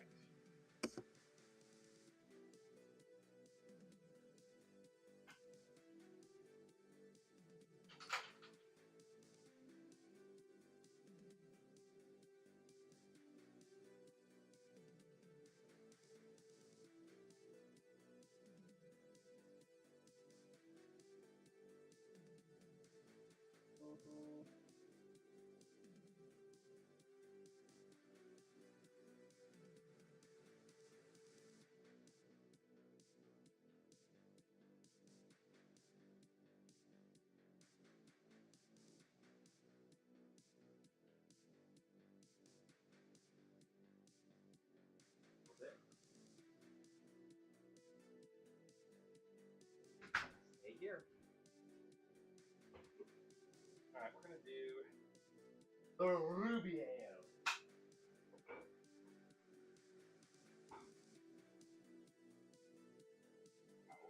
Hello, puppy. Okay, so good news is he was just chilling. I think he was just taking a nap. So he was being a good boy. Good boy.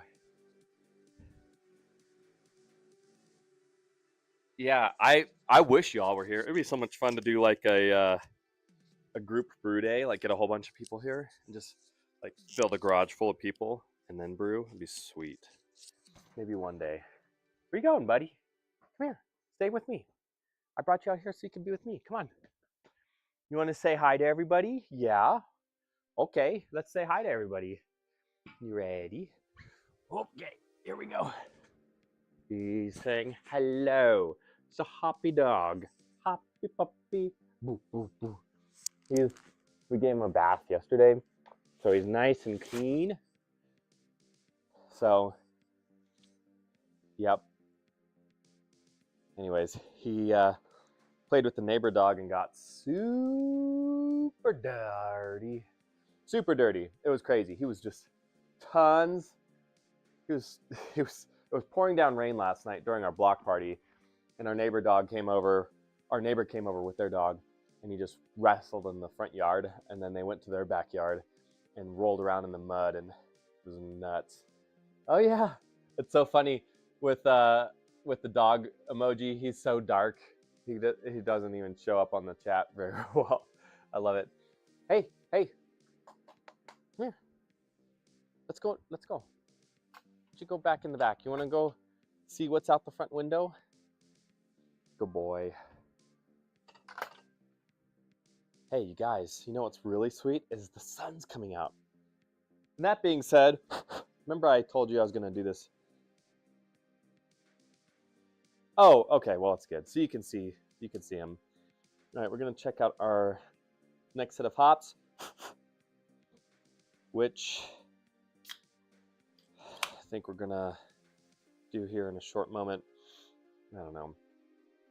I messed up my my thing. I let it boil for like 2 minutes, or like 3 or 4 minutes longer, without starting the timer. So I'm trying to figure things out. Okay, so this is the Ruby. I don't know what kind of beer this is. I've never gotten the Ruby before, so this is actually my first try of this McMenamins beer. The Ruby Ale. So I will give you a nice review on it, but this is the artwork. Ruby the Witch. Yep, this is it. That's the kind of this is the kind of style you can see at McMenamins. They just have a fun little art style. But obviously it's a little hazy, but it's kind of rosé and like it looks like a rosé in color, like a rosé wine. It smells like raspberry, like really strong of raspberry. Yeah, it's actually quite pink. It's like I would say it's more like orangish yellow than it is pink, but there's like a pink hue to it. Yeah, so the color you see on the screen, that's exactly the color I'm seeing, just so you know. So yeah, no, the cam is actually picking up quite nicely. So, but it smells very strong of raspberry. I wonder if this is a raspberry ale or raspberry wheat. It makes me wonder if it's a raspberry wheat. It is. It's a raspberry ale right there. Yeah, It's beautiful. So let's try it. I think I tried a raspberry one a while ago and it didn't taste like raspberry at all.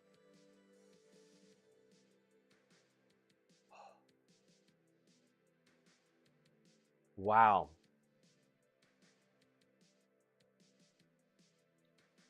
Wow, that is pleasant. How have I never had this beer before? I don't know. They don't have this restaurant or this this brand here in Utah. It's only in um, Pacific Northwest, but man, it's freaking fantastic. I normally would just get either a Hammerhead IPA or a stout, but I've never gotten a raspberry ale. But this is fantastic. It is. It's kind of got like that base beer flavor, which is exactly what I would hope for. And then, okay, I'm gonna add the next set of hops in because I know I messed up on my time. So we're putting it in right now.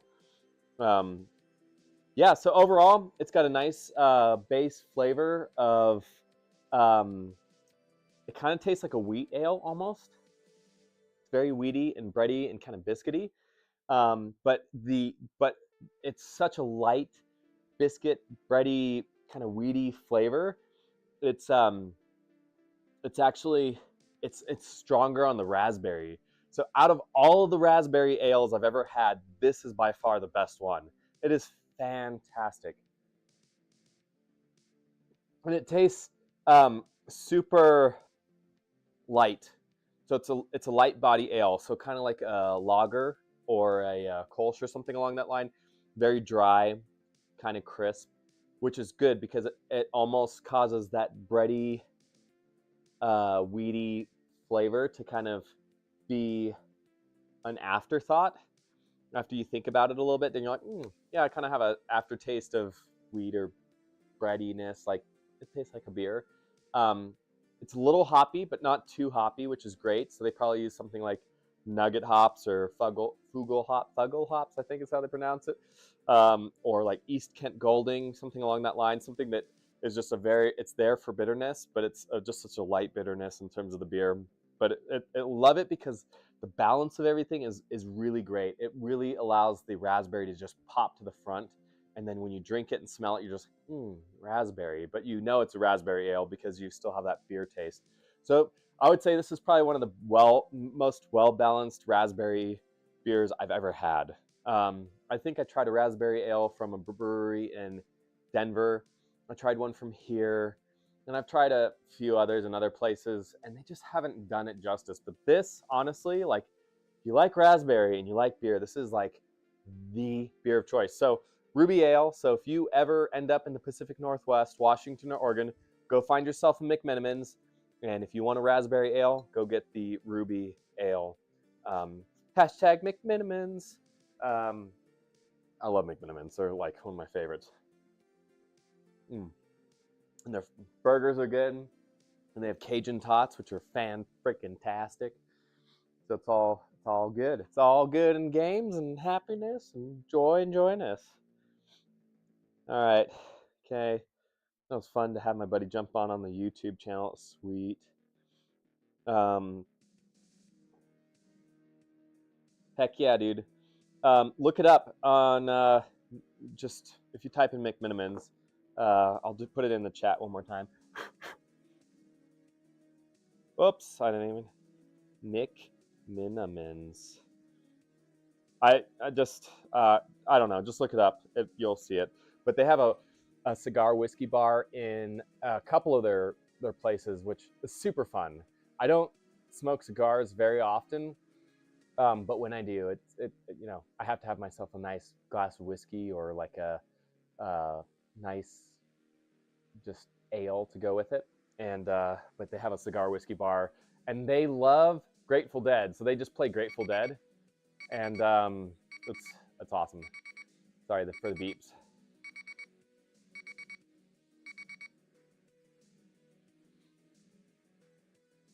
Okay, yeah, so check it out. Really cool vibe. They're awesome. But yeah, going to the cigar whiskey bar, having a glass of whiskey and a cigar, and listening to some Grateful Dead. Just I had so many great memories. And outside the whiskey bar, they have fire pits. So you're sitting around the fire pit smoking. It's the coolest place. And the one place that so the Cigar Whiskey Bar, they had a restaurant and a movie theater and a hotel and a soaking pool at the place in Bend, Oregon, where we lived. And that's where we went to all the time. That was like my haunt. And it was O'Kane's was the name of the whiskey bar. And we would go there, but they built some additions to the hotel there. So they had 2 new buildings that they added that were like 3 or 4 stories tall, and they had hotel rooms that you could rent. And on the top, on each floor, you would find the blue lights, and the blue lights would lead you to hidden rooms in the hallways, which was super cool. And in one of the buildings, which I believe it was called the Art House, they had a secret bar on the top floor called the Broom Closet. It's freaking awesome. All right, so that was our beeper for. Let's see, I'm gonna let it sit for just like a minute or 2 more, and then I'm gonna turn the heat off. At this point, we're getting close. I'm gonna say within the next like 5-10 minutes or so, we're going to be done with the stream, just because the cooling part is not as cool as I'd like it to be. It's just boring. So basically what we're gonna do is we're gonna put cold tap water from our hose up here. We're gonna mix in some ice with it, and then we're just gonna make it nice and chilly. And we're gonna use that water to run down through the wort chiller, cool the beer off, and helps cool the beer off fairly quickly. And then we're gonna stick it in the fermenter, and we're gonna add our yeast and then throw it in the shower, the guest shower, until it's done fermenting. So, but let me show you my fermenter too before I leave you guys, or let you guys bounce. Actually, let's just do this. I'm gonna close this, turn it off. We don't need this anymore. Okay, we're gonna let that cool off a little bit on its own, naturally. Oh yeah, so our fermenter. Okay, so the fermenter we're using today is a plastic fermenter called a Fur Monster. It's an 8-gallon fermenter, and I got a little thermometer tape on it, so it'll tell me the temperature of the beer, and that helps me to maintain temperature control. Helps me, just it lets me know what the temperature is. If it's too hot, I know I need to cool things down. If it's too cold, I know I need to heat things up, and this helps me out. So like right now, it says it's like 57 degrees Fahrenheit, so quite chilly. It's got what we call a bung hole. Yes, you're right. You've heard it on Beavis and Butthead, I'm sure. Bung hole, and it's not meant to be funny. This is a bung hole, and you do put a rubber bung in it, and in the rubber bung, there's a tiny little tube part or a little center hole where you put the airlock in. And that's just to make sure that you seal off any potential of oxygen, wild yeast, or bacteria getting in. There was a little bit of, from the last time I cleaned this, I found a little bit of particulate that was still in there, and you want to make sure it's absolutely clean from the last time you brewed or fermented, because some of that stuff can have bacteria or old yeast or wild yeast or whatever in there, and sanitation is absolutely key for good beer, next to having a really good recipe and good water and all that other stuff. So we're going to stick our beer in here, which will be fun because as soon as it goes through fermentation, I'll try and capture a video. So if you're new to the channel and you haven't seen any of the beer stuff before, join the Discord, sign up with a follow, and I will post a video of this probably tomorrow, because it's going to start fermenting tomorrow, and it's going to film my bathroom with the most glorious smell ever in the world. It's going to be sweet. So that's what's going to happen with this. And trying to think. Before I let you all go and I start cooling things off, there's a couple things I'm going to do. One, I'm going to show you. Remember I showed you that we had the Werflock tablet in the beer, or the wort, I should say. So you can get a good view of what it's doing right now. You could see all the coagulation, the little parts and particles. I think you should be able to see. Let's see if I can get you even closer. Let's take this out of the way. And you can see it moving around. Feel those parts and particles in there? So that's what the Werflock tablet like doing its job. Anyways, so it's just floating around, and all those parts and pieces are actually going to end up, they're going to end up just sinking to the bottom. So again, we're going to chill everything, put it in the fermenter, add the yeast, let it sit. 3 weeks from now, we're going to keg it, practice the CO2 pressure, make sure the pressurization is just right on it. We're going to make this beer a fundraiser beer so we can cycle through it quickly. We're going to raise some money for it, hopefully, for one of the local charities. And then we're going to rebrew this again in like a month or two. No, sooner than that. So if I brew it now, it's end of April. I'll bottle it second to last week of May. And then hopefully we'll have it ready to drink by the end of May. And then we'll be right back at brewing it again in June for the second round. And then we'll do our Mexican lager, not next week, but maybe the week after next. And we're going to get that going as well. And hopefully my fridge will be fixed so I can get the temperature just right in that fridge. And we're gonna do our best with the Mexican lager. Anyways, you guys are amazing. Tion, thank you so much for jumping on, even for a short time. Go enjoy your you time, get some rest. So awesome that you get to experience motherhood. We'll be joining that ship here before too long. So anyways, Rob, thanks for jumping on. Thanks for the subscribe and the donation to the Volunteers of America in Utah. And yeah, all y'all who jumped on today, thank you so much. You guys are amazing. As I always say, be adventurous, stay thirsty, speak easy. We will be back here, I don't know, sometime in the next week or two. Rob, if you're still on, we got to figure out a time to do our gaming stream. I don't care when we do it. Just let me know. I have friends coming in on the 2nd of May, so we can figure it out. All right.